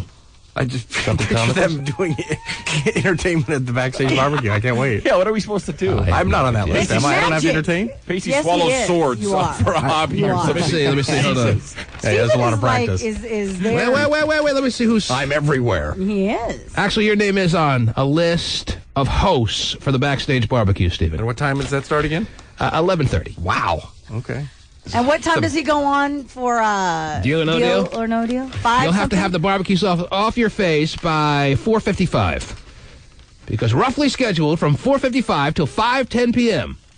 In between E40 and T.I., Stephen Kilbreth, and the Briefcase models, and the one contestant in line to win $50,000 in cash. $50,000. Brought to you by Geritol. Will be on stage for this rendition of Deal or No Deal. But it's not between E40 anymore since he's going last. Well, as I predict, yes, there will be some changes. But as it stands right now, it's between E40 and T.I., Deal or No Deal, hosted by Stephen R. Kilbreth. Aren't you nervous? I'd be really nervous. I would. There's a lot of people staring at you. If he was, he would never tell us. Well, because he has to hype up the crowd. Yeah. And all of that. That is tough. Stephen, when the crowd gets restless, what are you gonna do? I ain't hyping crap. I mean, I'm going into it with, the crowd probably doesn't like me in the first place, so, it's not that big of a deal. Anything good that happens is gravy. That's right. That's your outlook. He's start actually lucky there's hot girls with him. They won't be looking at him. They start chanting, Steven's a dick. Oh, Terry's going to Don't start. give me any ideas, Terry. They're gonna love him. They're gonna love the Brett that rocks Seattle. In his mandals and his khaki shorts. Tommy Bahama shirt. We already see it happening in our minds, Steven. I can't wait. Vinny loves it. See, the thing is when I'm asked to do this like a few months ago, it's like, I thought, it's nice that I'm being asked to do something, but no, it's really just so you can make fun of me.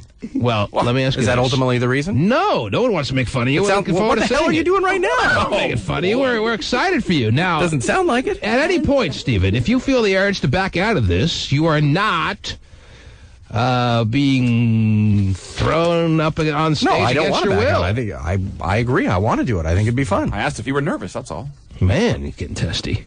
getting very defensive. Got barbecue stuff on your shirt. You got your Mandos. You look like a jackass. Geez, we're going to yell, Steven's a dickhead? That's not making fun of me? Yeah, Rotten Tomatoes, too. Yeah, and the Rotten Tomatoes, by the way. Right. Obviously. There's like a long list of things here. Ladies and gentlemen, what we're all picking up on now, I'm sure you are as well. Stephen is very nervous about this. He's getting rather testy. It's uncalled for. It's no, I'm not at all over the top. I'm not at all nervous about it. I just don't know why you would have me do it. And now I've realized why you want me to do it. Stephen, so you are acting paranoid now. Because that is not why. Have you not listened to the show the last half hour, or where have you been? Nobody's conspiring against you. Well, I don't think you're conspiring. I don't think you want me to fail. You were picked as the host of Deal or No Deal because you look the best in the bald cap. But, I actually thought he wanted to do it. I do want to do it. I love it. And I think it'll be fun. You have the skills for this and the calves, so you're good. Oh, yeah. Mm-hmm. All right, ladies and gentlemen, let's open the phone lines. 1-866-663-T-Man. Any questions you may have? Of any kind. It's a toll-free number. Whoa, really? I was just wondering, because I would definitely not do it, Stephen, so that's why I asked. 1-866, it's 663, it's T-Man, and Big E has been waiting a little bit of time here, Terry. I didn't even realize the phone lines were open to some degree already before I even just said what I said. Yes, Big E, sorry to have you wait. No problem. What can we do for you, sir? I got a question for you. I recently was in I was working subcontracting, doing Sears, installing dishwashers and OTRs, which is over-the-top ranges, and I got pulled over recently, which I got court today at 9 o'clock, so I'm headed there now. The State Patrol pulled me over coming out in the Squally, Olympia, Lacey area. Yes. And, he said he was on the freeway in the fast lane, going 70 or 80. He said I jumped on the... Is this going to be a legal question? Do I look like the law officers of Heimowitz, Gould, and Fluff here? Fluff, maybe. I just wanted to get your input on it, see what you thought. All right, what's the situation? Okay, he's trying to give me DUI and possession. He's trying to say that I was smoking that day, which in court I told him that I smoked the night before. It's going to be in my system if I smoked the night before. Of course. It's there at least a good 24 hours. Right. The State Patrol told me. He says, well, I can determine if you smoked in the last 3 hours. Why I agreed to take the blood, field sobriety, and, and now they're trying to take me to court with a DUI and possession. All right, so what's the question? Question is there any type of way that you can determine how much smoke that you smoked in your system? Can they pinpoint it down to, as the officer claimed, within 3 hours, as he suggested? Is that your question? Yeah, exactly. I think there are some new technologies that make it easier to determine how soon session you had with your weed, Terry, but I don't know if it's able to be pinpointed down to what hour and exactly when it transpired, but yeah, it's more than just the past 24-hour kind of thing that they had in the past. The test they have now is a hair follicle test, which is like 30 days or like 3 months or something ridiculous. Yeah, it can just tell if you have it in your system. They can go back within 30 days to months now. Right. But as far as whether it's something that you did over the past few hours, I think they can do that too now. Oh. Yeah, they took my blood. He took my blood. He said that if I take your blood, I can determine. Why'd you let him? You didn't have to let him take your blood, to my understanding. But I did it because he said that was grounds for, if I denied it, that was grounds for suspension on your license for up to a year. All right, maybe you did have to let him take your blood. If you deny blowing or any of that, blowing, I know you can't deny, but I don't think you have to give him. Well, you can deny, but if you refuse any test, you can refuse blood. From what I know. Oh, really? You can't now. I know that now, but I thought it was grounds for your license for being suspended. Well, that's blowing, to my knowledge. Yeah, but I don't think you have to give blood. You gave blood. You got coerced into blood. What are you doing, blood? They scared him. Do you have an attorney? They scared you into blood. Yes, I do. No blood. Good.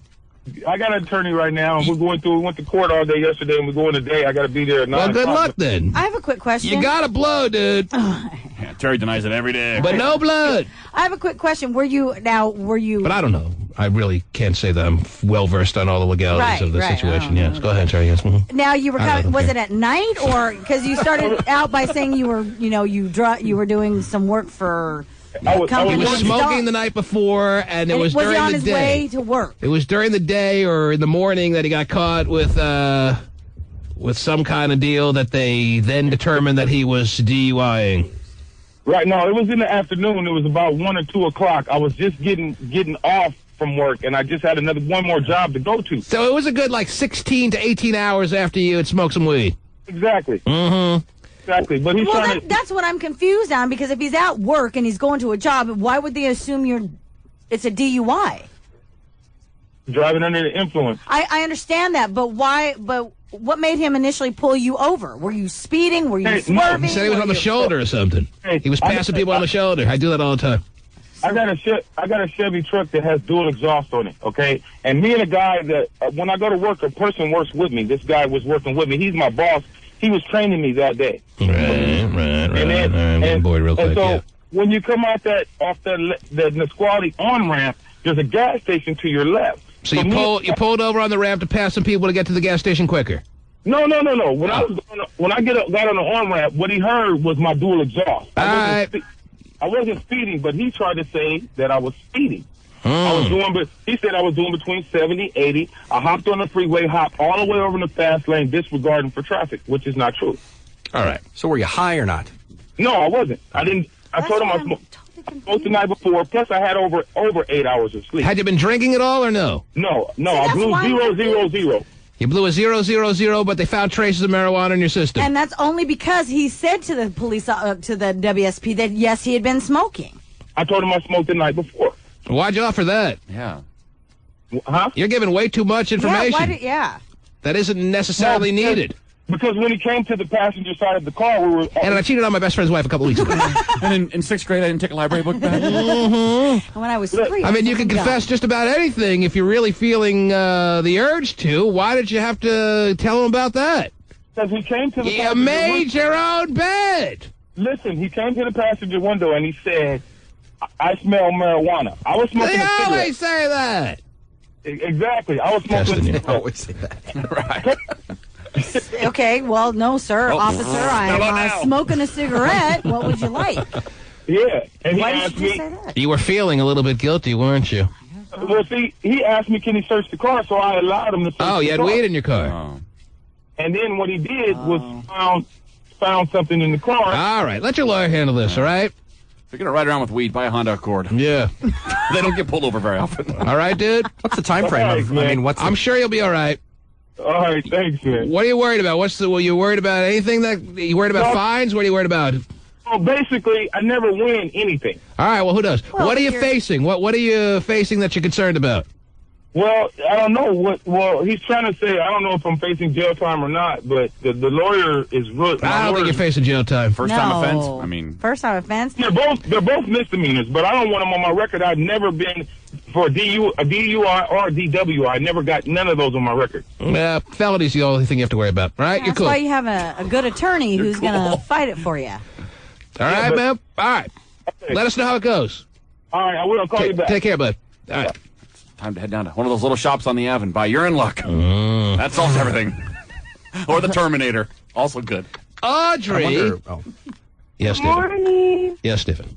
I'm wondering how long it can be in your system before it's, you're not going to get arrested or something for it. Well, I'm telling you, the hair follicle test is like 3 months. It's like ridiculous. Yeah, but I mean, if they find that in your hair follicles you've smoked in the past 3 months, that's not going to go against the situation they pulled you over for. I guess it's still right. But if you say I don't smoke marijuana. Well, but that's not what he said. And plus, he it's searched the car. It's not the issue whether or not you smoke marijuana when they pull you over on the side of the road. But well, they found stuff in his car, so interesting. If you're on a child custody case, maybe that's relevant. Right. You're on the air. Yeah, Audrey has been punched up here. Yes, Audrey. Yes, I know that I'm on probation with you guys, but I'm determined to get back on that list. Why do you feel like you're on probation? Because we found follicles in I'm the the hair? most dysfunctional of them all. You know I'm dysfunctional, and I'm crazy. Everybody knows that I'm there were crazy. some vagina follicles in there. Audrey, I don't know what you're talking about. I want to kick gay phone operator off the list and put my name in his spot. Gay phone operator seems not interested to have any kind of response for you. You've called him out now. couple of times. He's a crybaby. He Yes. can't even handle it. Well, let's just That's replace why. it. Okay, it's done. You're on She's the list. trying to get into a war with Gay Phone Operator, and Gay Phone Operator is too happy these days to be battling it out with Audrey or anyone else for that matter. Right. He's losing pound after pound, and the smile just gets bigger and bigger. And his flap keeps hanging down lower and lower. And we don't even hear from him, so. Yeah, it's like Like Areola, he took what windfall he had come to him, and he's run with it. would have bet everything that wasn't in his personality. No, I wouldn't have thought so either. I know. Bye-bye, Birdie. Well, that seems to be a trend. You help out the dysfunctional family members, get them to a better area of the world, and they abandon you. Well, hopefully we never help John. So he'll always be here. Thank you, Audrey. Anything else you want to say this morning? Okay, thanks for the call. Crystal, you're on the air. Good morning. Hi, T-Man. What can we do for you? Hey, I was wondering what your favorite treat was because I'm feeling a little domestic, and I wanted to bring something as a little thank you to the barbecue. All right, go into your closet and tell me what you have available. Oh, jeez. I don't think you can just bring things like that. Yeah, it's not really a potluck. Like dessert. Oh, she's talking food items? Yeah. Yeah, there's going to be plenty. Don't worry about it, all right? I'm not even eating much these days. Okay. But if you are to wear, like, a bustier and no panties, I mean, now that's a treat that keeps on trading. Depending on what you like, of course. You can bring food here, though. Stephen. Who are you bringing with you to the barbecue? I'm sorry? You've won passes, I assume, right? Yeah. On whose show? I'm bringing my boyfriend. On whose show did you win passes? I'm sorry? On whose program did you win your backstage barbecue passes? Yours. Oh, I remember. Yeah, right. And you're bringing your boyfriend? I am. And you want to bring a special treat for me at the barbecue? Well, for your whole show. You run like that? Yeah. I don't know if we can all handle that. Yeah, don't worry about it. We're okay. We appreciate the thought. Well, I look forward to the barbecue, and I look Yeah, forward. whatever. 1-866-663-T-Man. Brian is on the air. Yeah. Okay, I was listening to your show earlier. All right. And, Steven. How old are you, Brian? Whining and moaning. Brian, how old are you? I am 18. All right. And, Steven whines every day. He sounds like a little high school girl who's on her period and it's starting to hurt her. Oh, jeez. Listen to Brian. Yeah. Listen to Brian with the mouth knowing about high school girls on their period. Yeah. Yeah. Because any high school girl on her period runs right to Brian to tell him all that they're feeling. Whines about it. Brian. Steven, does he have a yeast infection or something? Okay, Brian obviously is enamored with the issues of the female world. Yeah. Maybe Brian is. Except going out with him. Well, Steven's an expert on that. Okay, Brian. Girls? Oh, no. Yeah, I'm pretty sure. I'm sure you share your secrets with T-Man every night. Brian feels very confident taking on and challenging Stephen Kilbreth and not having to deal with any repercussions. He's very bold when it comes to attacking Stephen R. Kilbreth. One of these days, one of these 18-year-olds is going to look out their window of their home and see Stephen on their front lawn with a bicycle chain ready to kick some ass. And then what will happen? Brian and anyone else like Brian is going to get scared to death. Because I would be, if I saw Kilbreth on my lawn already for action like that. Years of pent-up fury. Ready to come out. It'll be a Texas tornado in your yard. What really has Stephen done to just really get under your skin? I mean, Brian is just not scared of Kilbreth. He just whines every day. I'm just sick of it. I don't think that's necessarily true, but... I bet he'd cry if Paula Abdul cut her hair off. Oh, jeez. If Paula Abdul cut her hair off, I would cry. I know. You probably would. This conversation is getting more interesting by the second. Yeah, definitely. And more random. Stephen, do you have any comment for this guy, or should we just move along? If you can move along. Waste of time, waste of space. Whoa! So you're calling Brian a waste of time and a waste of space? I am, yeah. Something I'm sure he's heard from his father a few times in his life, but not needing to hear from you right now on the radio, Stephen. I'm sure Brian's... take that from Stephen, a waste of time? John should take his spot. Mm-hmm. John should be the new traffic director of Cube 93. Oh, I want to see that too, right? Okay. Brian's I just a misguided I youth. saw Steven in downtown Seattle giving blowjobs for Oh, okay. I don't think that's necessary. Brian, you weren't supposed to tell anybody. Whoa. Jeez. Stephen, you told me no one knew about that. Damn kids. Where are their parents? Get the number. I'm going to call his parents. You get that number, Pasty? Because I want to see Stephen Cole's parents. I do too. Oh, yeah. Did you get that number? Didn't actually know. Damn it. Yeah, I didn't know he was old enough. I used to do that when I worked on weekends. Wayne! All people's parents. It's your turn. Calls are going to be very interesting this morning, I can tell, Terry. Oh, definitely. Yes, Wayne. Hey, What's up, Wayne? what's going on? We do for you, sir. I got a couple of twin 18-year-olds that'll do anything I ask. And we want do you want a round of applause? barbecue. You want us to make an offer to you? What are you suggesting? We would like to bring them to the backstage. Oh, you don't Barbecue. have your passes yet to the backstage barbecue, so No. you're pulling whatever rabbit you can out of the hat here. Well, let me give you a couple examples of stuff we've had them do. It is a weird caller morning, obviously, yes.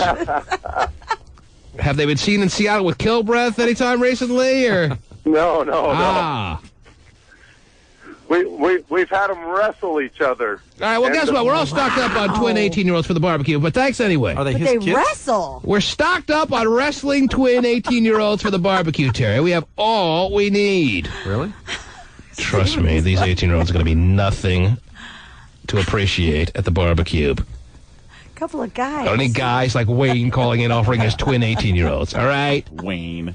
See, that's the kind of easy trap Stephen falls into, Suckered once again. which is why he knows never to answer any MySpace emails, or really gets any for that matter, and leave his home, period. I'll do whatever I want. Mm-hmm. Can you weed the backyard? That's really what I'm into these days. 1-866-663-T-Man is the number to call. Let's load up more calls, Pasty. You betcha, big boy. The callers are in a weird mood this morning, as you can tell. Yes, they are. Can you tell, Pasty? I can tell. You know from a weird mood or two, It's don't you? definitely a weird morning. Yeah! How many cigarettes does he smoke at Summer Jam? Over under now, please. The over-under on how many cigarettes a nervous Pasty Dave. It's a long Why is he day. nervous? He may not be able to. He doesn't like being in public to that large extent, so the nervous Pasty Dave at Summer Jam will smoke a minimum of 4.5 packs at Summer Jam. I don't think that you can smoke in there. Well, he'll find a way. Yeah. He always does. 1-866-663-T-Man. Back with more calls after these words.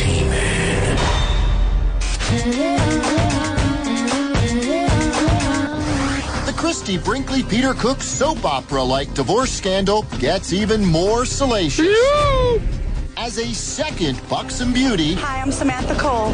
singer Samantha Cole comes forward in today's New York Post claiming she was also once Cook's teenage lover. And we found lots of candid moments with Samantha in the extra archive. How about this 47-year-old dude married to Christy Brinkley, Terry, getting it done on the side with two 19-year-olds. Yeah, oh, yeah. 19-year-olds who claim they didn't know what they were doing. They were mesmerized by him and now want to sue him, Terry. 19-year-olds are not old enough to know what they're doing. What's this thing? So What does it do? So the second one wants to sue him as well? I don't know. She's come forward now because Saying she's that- seen the first one is suing him, and they're all going after Christy's fortune. She worked hard to get the Total Gym going, and her and Charles Bronson have split the profits, Terry. And now all these 19-year-olds have their hands out. I was going to be a firewoman, but I was like, let's just be sexy doctors. That's Samantha playing naughty dress-up at a Halloween party. And today, Samantha claims, just like Cook's alleged teen lover Diana Bianchi, she too had a year-long fling with Cook when she was 18. And he even proposed. We tried repeatedly to reach Cook and Christy for comment. Yes, He said he was unhappy. He was just looking for something newer and different. As 19... Something newer and different, Terry. Doesn't sound too bad, does it? Little, yellow, different. Wow. They were married for how long, Christy Brinkley and this dude? I think almost 10 years. 10 years. I think. Have you seen this first girl, Diana Bianchi, Terry? Have you seen her on TV? Yeah, I have. She's very pretty. Do 19-year-olds get much hotter than that? I don't. Well, maybe some, but maybe. it's pretty damn hot, I'll tell you that right now. For him, too. When do we get to see the new one? Oh, the new one? I don't know. She's pretty good. You seen her? Samantha, what's her name? Yeah, I thought, Samantha Cook. Yeah, Samantha Cole, I think it is. Samantha Cook. Oh. Yes. She would have married him, it would have been. Yeah. Samantha Cole Cook. She looks good too, Stephen? I thought she did, yeah. I don't remember. I'm looking to where I actually saw her picture. But... Justin, you're on the air. Good morning. There's proof right here that you should not get married. Oh. Last night, me and the wife, get this, she's got a 2001 Mitsubishi E-Crap. And, I got Yes. Mercedes, and she wants to park her car in the carport. You have a Mercedes? I have a Mercedes. And it doesn't make any sense to you why Mitsubishi should get preferential treatment in the carport over the Mercedes that you drive. Exactly. That's my point. And, I mean, it's just, if it's not that fight, something else, like who gets the mail. Are you kidding me? Who gets the mail, Terry? They're at each other's throats over who gets the mail. There's going to be someone killed in that home, perhaps one day, over who gets the mail, and why you have to bang someone over the head with the fact that when it comes down to Mitsubishi or Mercedes, Mercedes wins! Well, what year is the Mercedes, first of all? Videotape of her in the kitchen. Well, then screw the Mercedes. I'm putting the E-Crap in. Why is it a big deal to be in a carport when it's not raining? I know. Unless you have a garage. I mean, what does the carport really do? It protects it from the rain. I mean, right now we're all right. Sir, we're about as solid as the Mojave Desert right now when it comes to potential rain. We only have one carport opener. You just like to know that you're driving the primary vehicle. Yeah. And the carport signifies whose vehicle is ruling the roost. So rent an extra carport space for the E. Because it's not just about the car ruling the roost here. It signifies who is controlling things overall in the marriage. Yeah. And this man knows who that is, and he wants to make sure his wife is aware of it at all times. But she's making a play, Terry. Yeah? She's making some kind of run at him as far as top status in this marital situation. She wants top billing. Sticking him on head on there. Mm-hmm. It's the Anderson, starring Lisa. If it's not a fight about the carport, it's a fight about something else. This man has sniffed it all out. He knows what she's trying to do. And very pungent smell, by the way. And in the kitchen last night, stabbing a block with a knife because she was so mad that I parked in the front parking lot. I'm telling everybody in the age of 21 to 28, do not get married. Wow. Well, that was already established with the T-Man rule. Just look at this guy. How old are you, dude? Do you blame him? How old are you? Christy Bingo's husband, no one can blame him for screwing a 19-year-old. But how old are you? 27 years. Your wife was stabbing a what? A Brock, did he say? Block of ice or something. Like a scene out of Basic Instinct? Good cutting board. It was pretty crazy. Did she at least open and close her legs for you? Wow. Why do you get a block of ice? They sell it in cubes, you know? Well, yeah. Stephen always wanted to ask that question, I'm sure. All right, so... why do you do it? How old is she, and how long have you guys been married, first of all?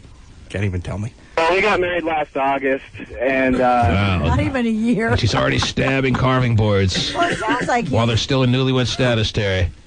Coming into the first year, and it's, you got to work through things. I understand that. I'm trying my best, but when you got to fight about absolutely everything. So if I could wave the T-Man magic wand and undo the I do that you said back in August, are you having me wave that wand or no? I get the sense that you're going to say no.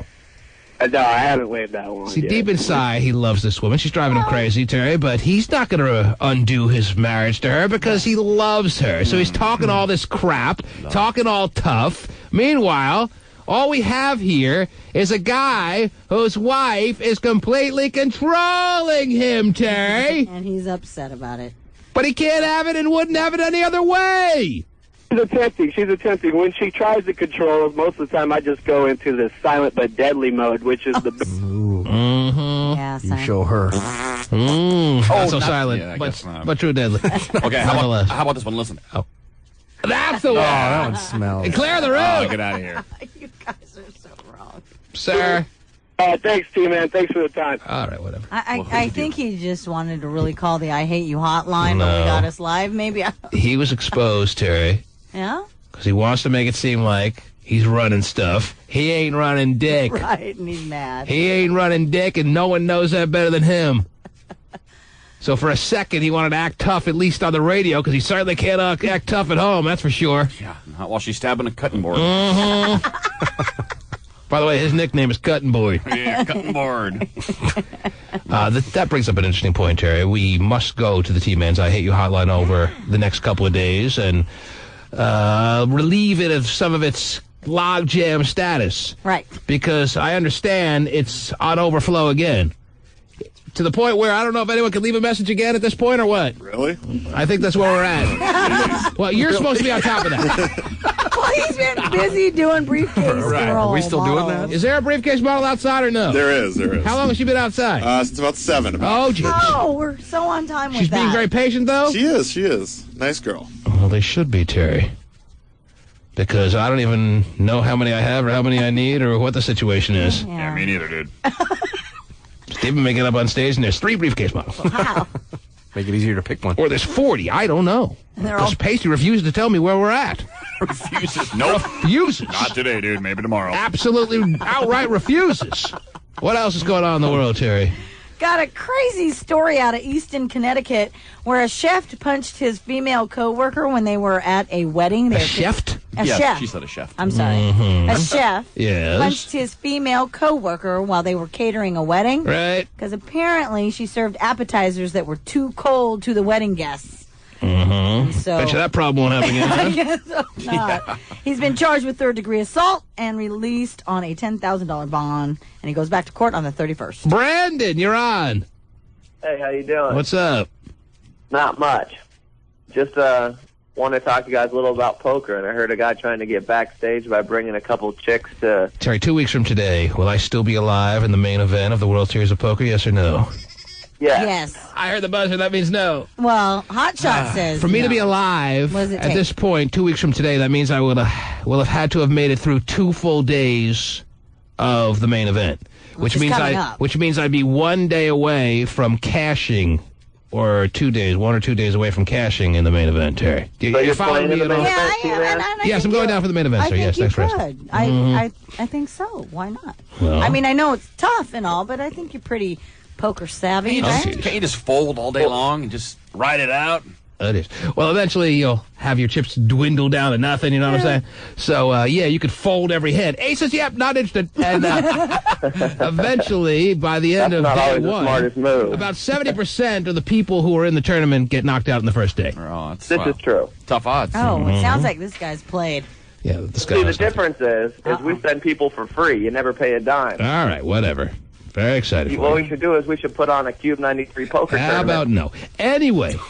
Have fun with that. Yeah. We may eventually put on a Cube 93 poker tournament, but we're gonna put the arrangements together in a different way other than a caller suggesting it and us figuring it out on the air. Pretty sure Brandon won't be involved in it. Because Terry and, Scott and Steven have been asking me if we can do this for a while. Yeah, that'd be great. I love it. True.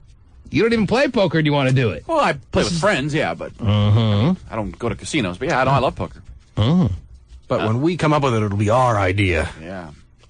Well, not some caller. Maybe one day in the future we'll have a That would be little fun. morning show tournament that involves listeners at a casino to be determined.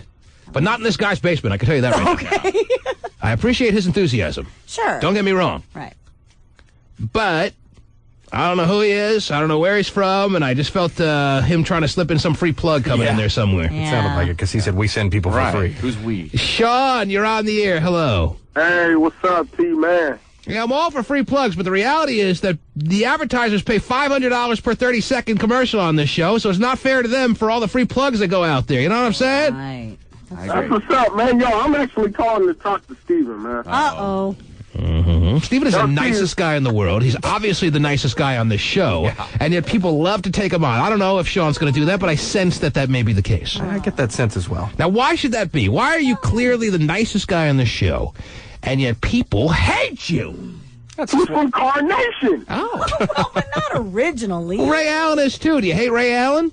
Hey, you know what? I'm actually not a Sonic fan. Oh, well, Oops. I don't know. I'm not familiar with this team that you talk of. Yeah, who are they? Mm-hmm. You know, Stephen, What is? Carnation, man, I've been out there. Only people out there are hicks with no teeth, man. Wow. Well, I haven't had on teeth. a country So. radio station or something. Stephen has teeth, and whether or not he considers himself a hick, we'll wait on that response at this time.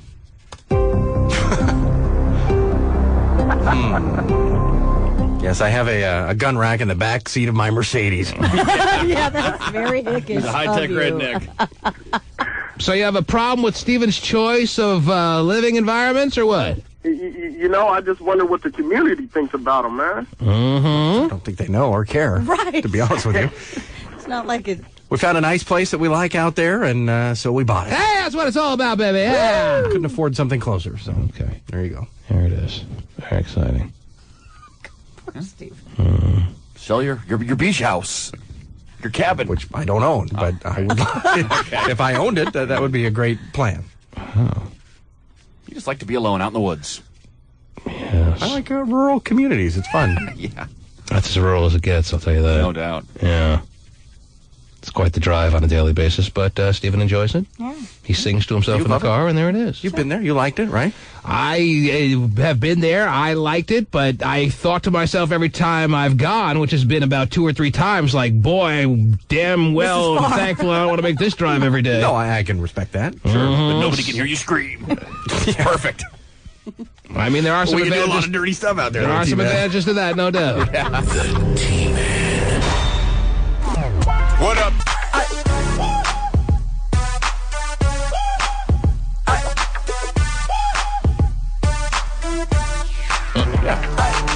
Not for Summer Jam. Oh, well, maybe not for Summer Jam, but it is for my That's what show. we're talking about, Summer though. Jam. All right, but now we're back on the air, so let's go to text pages here. Then we'll bring in the Giner outside, Terry. Okay. Waiting to be a briefcase model. And you know what's interesting about this girl who's waiting outside? Of all the girls who sent pictures to be briefcase models, Yes. this is saying a lot, what I'm about to say. Of all the girls who sent pictures to be a briefcase model, her pictures were the best ones. Whoa! Her pictures were so hot. Can't be true. It was, well, someone's has to be best. And hers are? were the best. So how can it not be true? We've waited this long? So her pictures didn't come in until about a week or so ago. She was late to the party, but of all the pictures sent in, hers were the best. I'm just tempting you to show me. Pasty, why don't you print out those pictures? Can't be true. It's better if you see them in color. So maybe you want to leave your little station there and go into the Pasty Dave little glass studio and see for yourself and tell me if I'm wrong. Tell me if you don't like those pictures. Tell me if you think there are pictures that you see that are better than that. But my point is, I think she's hot. I think she's way hot in those pictures. But as I pass by to go to the bathroom, because I need to go at all times, she looked good. Real good. Right. But I must admit, the pictures blow away what is waiting in the green room right now. Oh, so you're kind of disappointed. Not necessarily disappointed because she still looks hot, Terry. But, Right. yeah, disappointed nonetheless. Yes. I guess the answer is yes, I'm disappointed. Okay.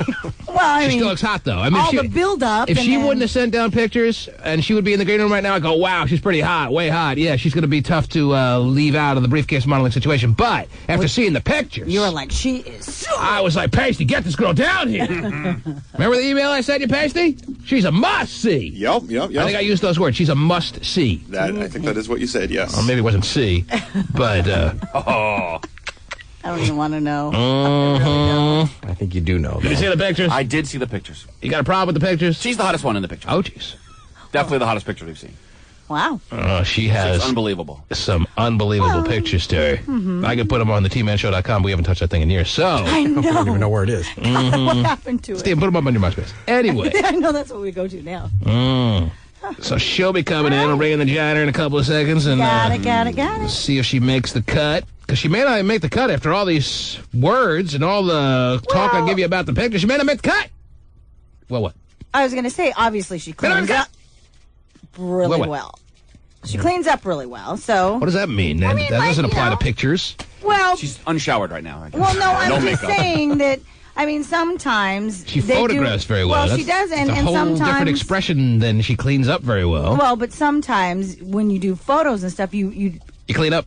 No, you just do an extra little bit of cleaning up. I mean, just like when you're going to go to a club, you're going to take a little bit more time making sure. It's not like I think that her pictures were photoshopped either. I don't think that she touched them up. So she can. I see where you're getting at here, Terry. She can look that good. Right. But this morning outside ain't necessarily the girl in the picture. Okay. But the potential is there. Now, of course, she's on all fours in the picture. Oh. Would you like her to get on all fours? Maybe we can get her to reenact that. She's on all fours in a limousine in the picture. Oh, whoa, booyah. There it is. I knew we could get you going eventually, Stephen. Man, when you hear booyah, it's over. Yes. Let's Dave see. Emailed them. You see the pictures right now, Stephen? I do, yeah. You got a problem with the pictures, Stephen? I have no problem with the pictures. Do you have an argument when I say that of all of the pictures the women have sent in for the briefcase modeling, that she has the pictures that are clearly the hottest? Yes or no? I've seen like 2 of them, so I'd say out of the 2 or so I've seen, she's hotter. You must request to see these pictures. Yeah, but then it becomes a big issue that I'm requesting them and all that. So. Yeah, you're right. All right. Leave it alone. Yeah, you perv. 8:49 and 23 seconds. Somebody writes, T-Man, why don't people just leave the very nice, lovely Stephen Kilbreth alone? Aww, that's nice. 8:48 and 56 seconds. T-Man, are you getting ready for some football? Because it's coming soon. Woohoo. Yeah. Yeah, so thanks for... How far away is it?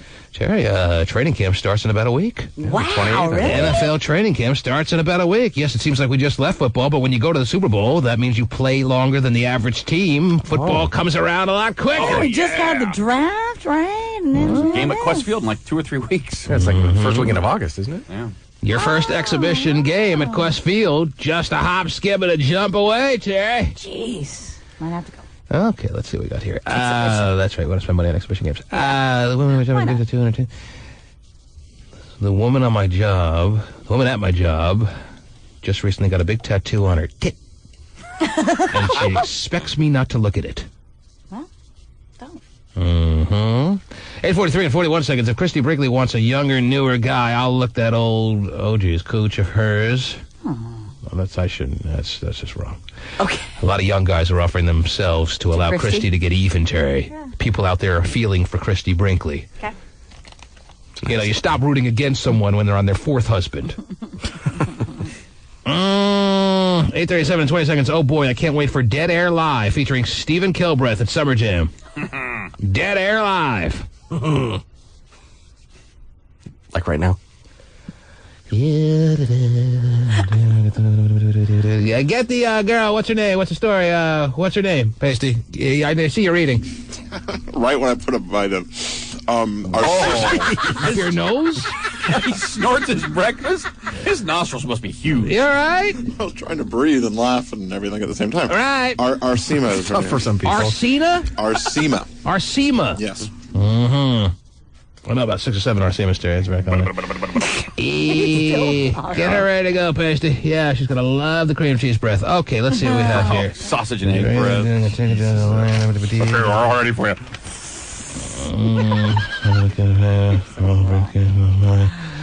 Are all the briefcase girls white? Well, the answer to that question is no, and the girl waiting outside is far from white. She's far from white, because there's close to white. Yeah. There's white, there's close to white, and then there's far from white. Yeah. She's far from white. Wow. Far from white. Something wrong with you today, Stephen? Yes. When isn't there something wrong? You look gay this morning, Stephen? Emphasis guy. Come on. Have your breath. That's all he does now. That's good. I wish you put that on his cards. 8:17 and 43 seconds, somebody writes, I'm a lawyer. You're all over it, T-Man. Never give blood. That was pretty much just a stab in the dark. But even my stabs in the dark, Terry. Yes. The burning bush has spoken. You know what I'm saying? What are you doing, patient? I said bring her to the door. What's the problem? Oh, wow, now he's got a tongue in his mouth. Whoa.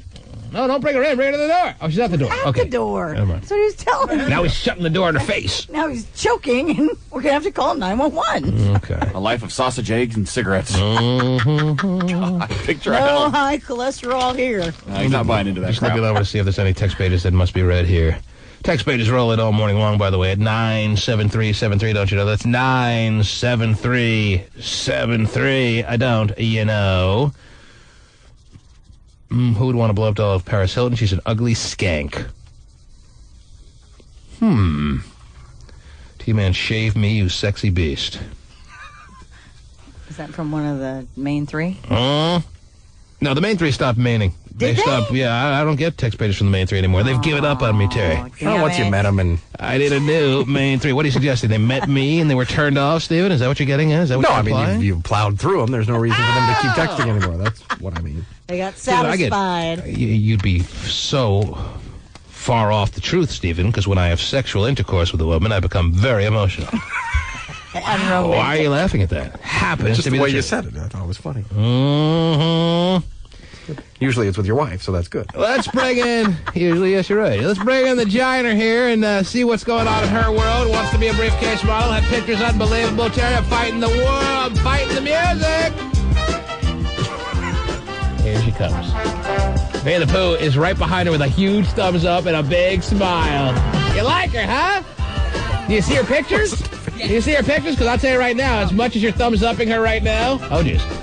Go check out her pictures, dude. Her pictures are off the hazy. You look good, though. I'll tell you that. I don't want to undersell how you look right now. You look real good. Thank you. But I will tell you this. Nobody has sent in better pictures than you. Nobody looks better on all fours in a limo than you. Take that as a compliment.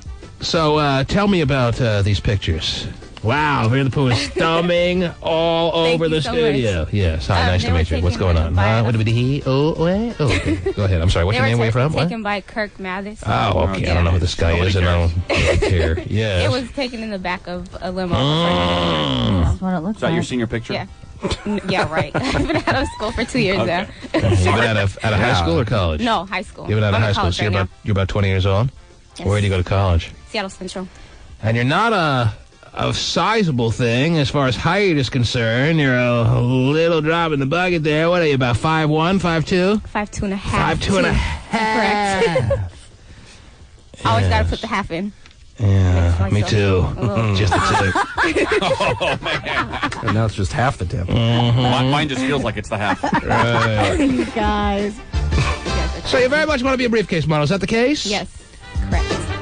Now, you're not a black woman. You are a woman of color, obviously. What? Eritrean, East Africa. You what? An Eritrean. Eritrean. Yes. I've never even heard of that. What is that? Yeah, we had someone else. We had somebody else. From Eritrea? Yes. I got a package for Eritrea. Well, That's probably my cousin Leah. we must be number one in Eritrea.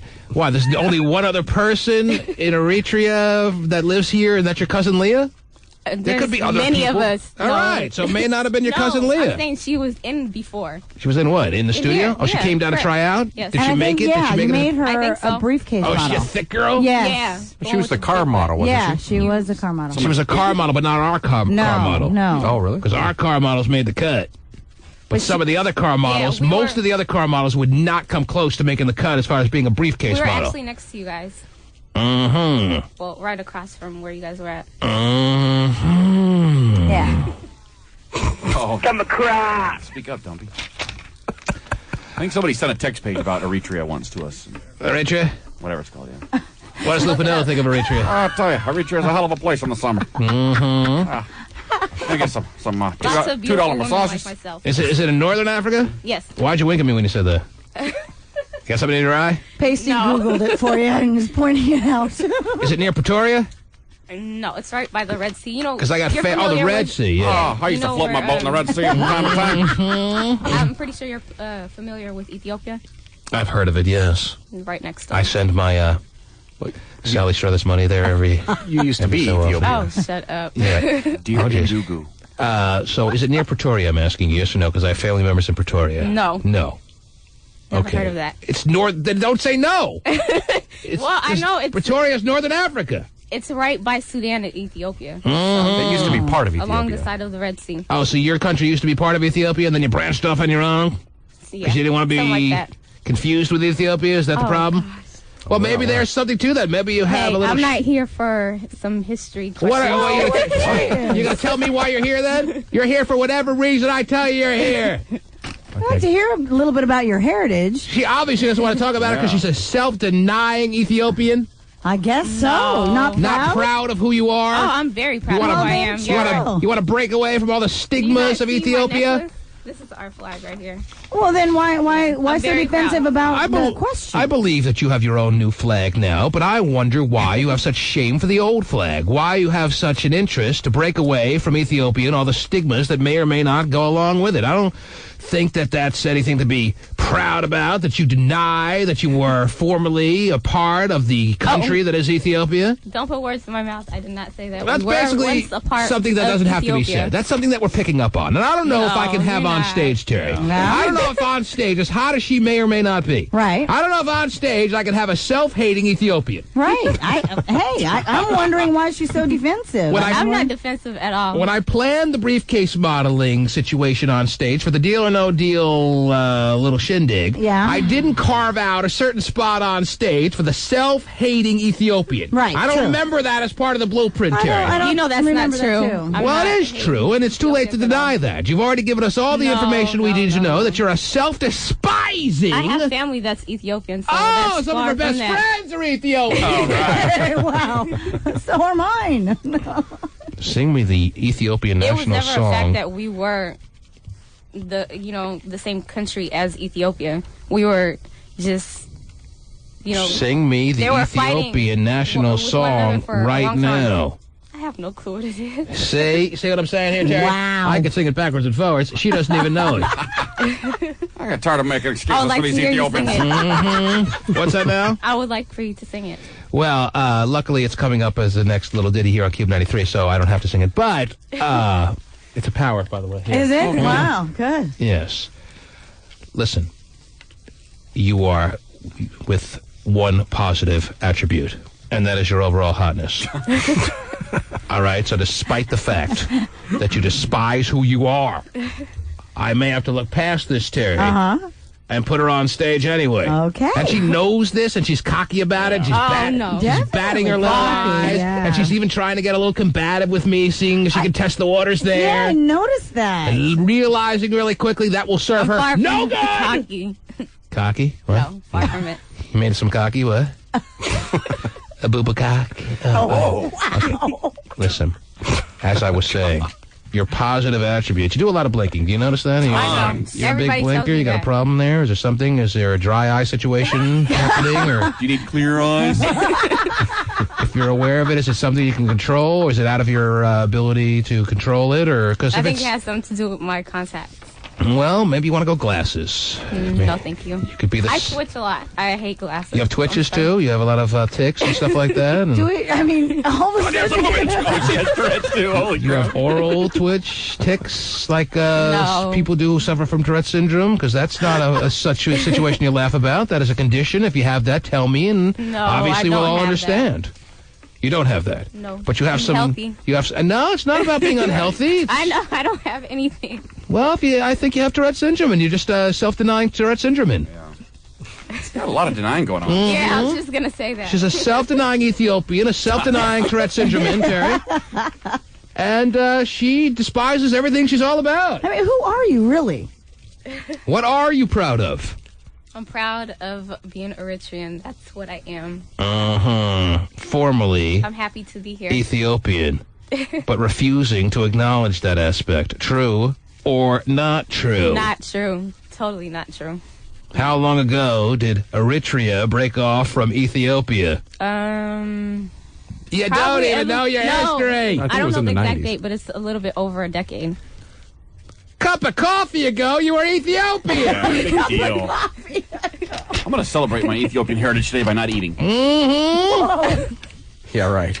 Yeah, okay, never mind. I'm going to celebrate by pasting some flies on my face. But anyhow, listen, there's nothing that bugs me more than someone who's not proud of who they are. I am proud of who I am. You can bat your little eyes as much as you want. The reality is, you're right. You probably will be placed on stage as a briefcase model because you got the juicy lips, you got the right look, you got the all fours image that I can't get out of my head today. I think that's where you are, yes. That's kind of a big backyard for a skinny girl. It's kind of nice. Well, let's take a look at that since Hot Shizzle seems to be seeing something that I'm unable to see from my vantage point. Could you stand up and show us your ass? Kind of shy now with the back of a limo. It's all bets are off. That's nice. She's no Ethiopian. Definitely eating. Ain't one of her relatives. So you got a boyfriend? What's your status? No comment. All right, listen. Man, she is. Oh, you started boy. to annoy me here, Terry. Yeah. Have you been told? I know people have told you about the batty guy situation. Have you been told about your annoying syndrome that you got going on there, or what? Do you have a boyfriend or not? What's the big deal? Nobody cares. No. So why don't you say that? You do, but you don't want to talk about it. You do, but you don't want them to know, or you don't want. Nothing like that. She's talking to somebody. Yes. He's not. I understand. There's just someone she's kind of seeing. She's having a little sexual deal going on there. Absolutely, you are. Oh, yeah. You ain't taking care of your needs with some big, massive apparatus. That's for sure. That's not you. Some what, Steven? I can't even do it. You like to have your needs taken care of, and you're not willing to do it yourself because you think you're too hot, right? So you found some guy who's a handsome guy, I'm sure, who's a nice guy, I'm sure, but you're not ready to let him know that he's your boyfriend. That's exactly what's going on in your life, because you're too damn precious to let him know that you're interested in him in that kind of person, one-on-one, personal way. I'm a pretty straightforward person. That's why you said no comment. Yeah, we can tell. All right, let's just get through the formalities here. You're going to be on stage at Summer Jam. Woo! Cool. You're going to be a briefcase model. Okay. You're going to be holding a briefcase while Stephen Kilbreth is making a complete idiot of himself. Wow! Are you happy about this, or is this no big deal to you? Of course I'm happy. Is this a big deal to you, yes or no? Somewhat, I guess you can say. It is. You blink 6 blinks every 5 seconds. I just timed it. She's like her eyelids are like hummingbird wings. I know. It doesn't look bad when she does it to her. It makes it look like she's batting her eyes at you at all times. It's almost like she's trying to send you Morse code. And you good line, Terry. She's got nice eyes, if you can ever say them through the blinks. That's not something you can control at all. If it's not something you control, that's fine. It actually maybe is part of your cute personality there. All right. Well, we won't do any major close-ups on the eyes there at Summer Jam because people get scared. Anyway, but I'm happy to tell you, you are going to look terrific on stage at Summer Jam. You are going to be a briefcase model. Whether or not I have the room, I'll make room for you. That's all right? Cool. That's great. Thank but don't think you're all big time in us or anyone, all right? No, I know. Don't think you're big time in Ethiopia. Don't think you're big time in anyone here. Don't think you're big time in anyone anywhere. Be a normal person, would you please? Pretty normal. I can get a little weird sometimes. No. Yeah? Really? Okay, we'll talk about that during the break. The T-Man. Couple of final text pages before we head on into the weekend. Oh, wait, it's only Thursday. Okay, wait, we'll do it anyway. Let's see here. Head on into the day. Into the day is the way I should have phrased it. Yes, correct. Thanks for being there for me, Stephen. Don't forget your sunscreen today. Okay. It's going to be a scorcher. Okay. 9:26 and 42 seconds. T-Man, I'd be willing to bet much money that Lil Steven has never trimmed his little boy bag. His little boy bag. I thought he did. Didn't we talk about that? I thought we did. Okay. I'll refer to an old show then. Enjoy it tomorrow. 9:20 and 24 seconds. Nicole writes, yuck. She's Ethiopian, whether she accepts it or not, and Ethiopians are nasty. Oh, nice. Now. See, it's perceptions like that that caused this last listener that came down here trying to be a briefcase model to be all on guard, Terry. I understand. See how protective she was with the notion that she's not from Ethiopia. Never was. Right. Never heard of the place, T-Man. Didn't know it was so bad to be from a different country. A different country. Why does that look down upon? I'm like Swagger now. Joey writes, yo, T-Man, she don't sound too hot. Your last number of briefcase model wannabe sounded way hotter. What's her name? I think it started with a K. What's her MySpace? Well, if she doesn't sound hot, you don't need it, do you? Right. You very much have made the decision already as far as how she looks. You sound so hot. Oh, thank you. So Turn the page. Oh, jeez.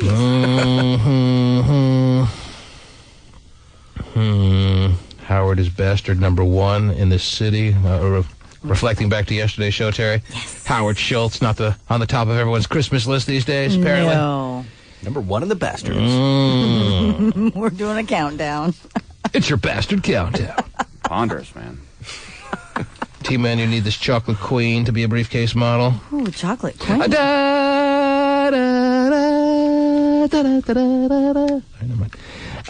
Y'all can looking at me weird. You don't even know what I'm saying? Sorry. Chocolate. Thinking about chocolate. Dancing Queen. Mm-hmm. That didn't sound like Dancing Queen to you? No. Stephen, hit it. Show him how odd I was. All right, hold on here. I got to scroll down to the ABBA. Oh, it's probably at the top. Well, there's... Oh, Pasty already got it. He's the master. Where is it? Yellow. Yellow. That ain't it. That's what I did. All right, I don't need your help, Steve. It's not a duet, please. That'd be fun. We should do that on If you stage. want a duet, let's sing this. I bet he does.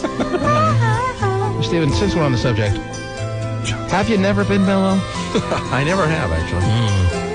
I think everybody's been mellow. Come on. Okay, you know what? I really don't care.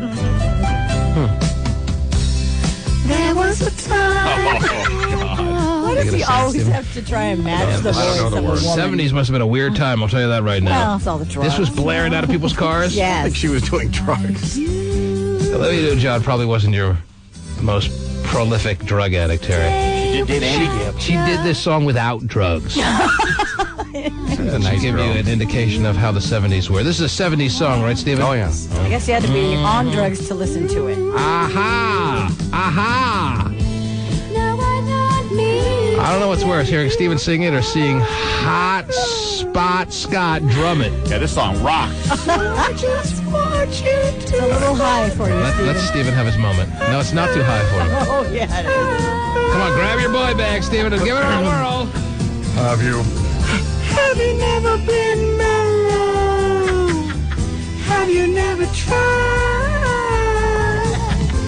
to find a comfort from inside?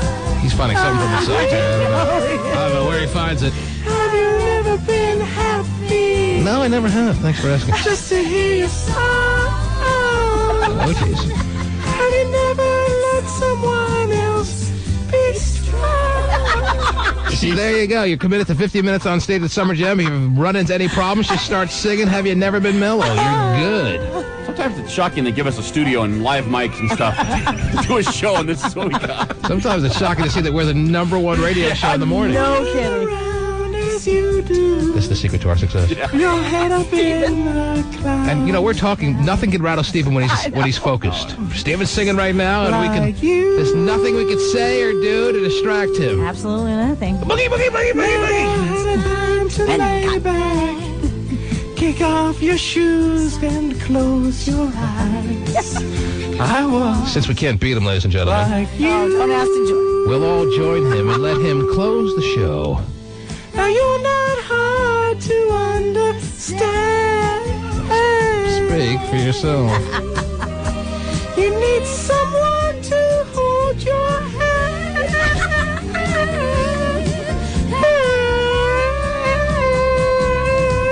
Big finish. Have you never been mellow? Who was that? Have you never tried to find a comfort from inside? Have you never been happy? Can't say I have. Just to hear your song.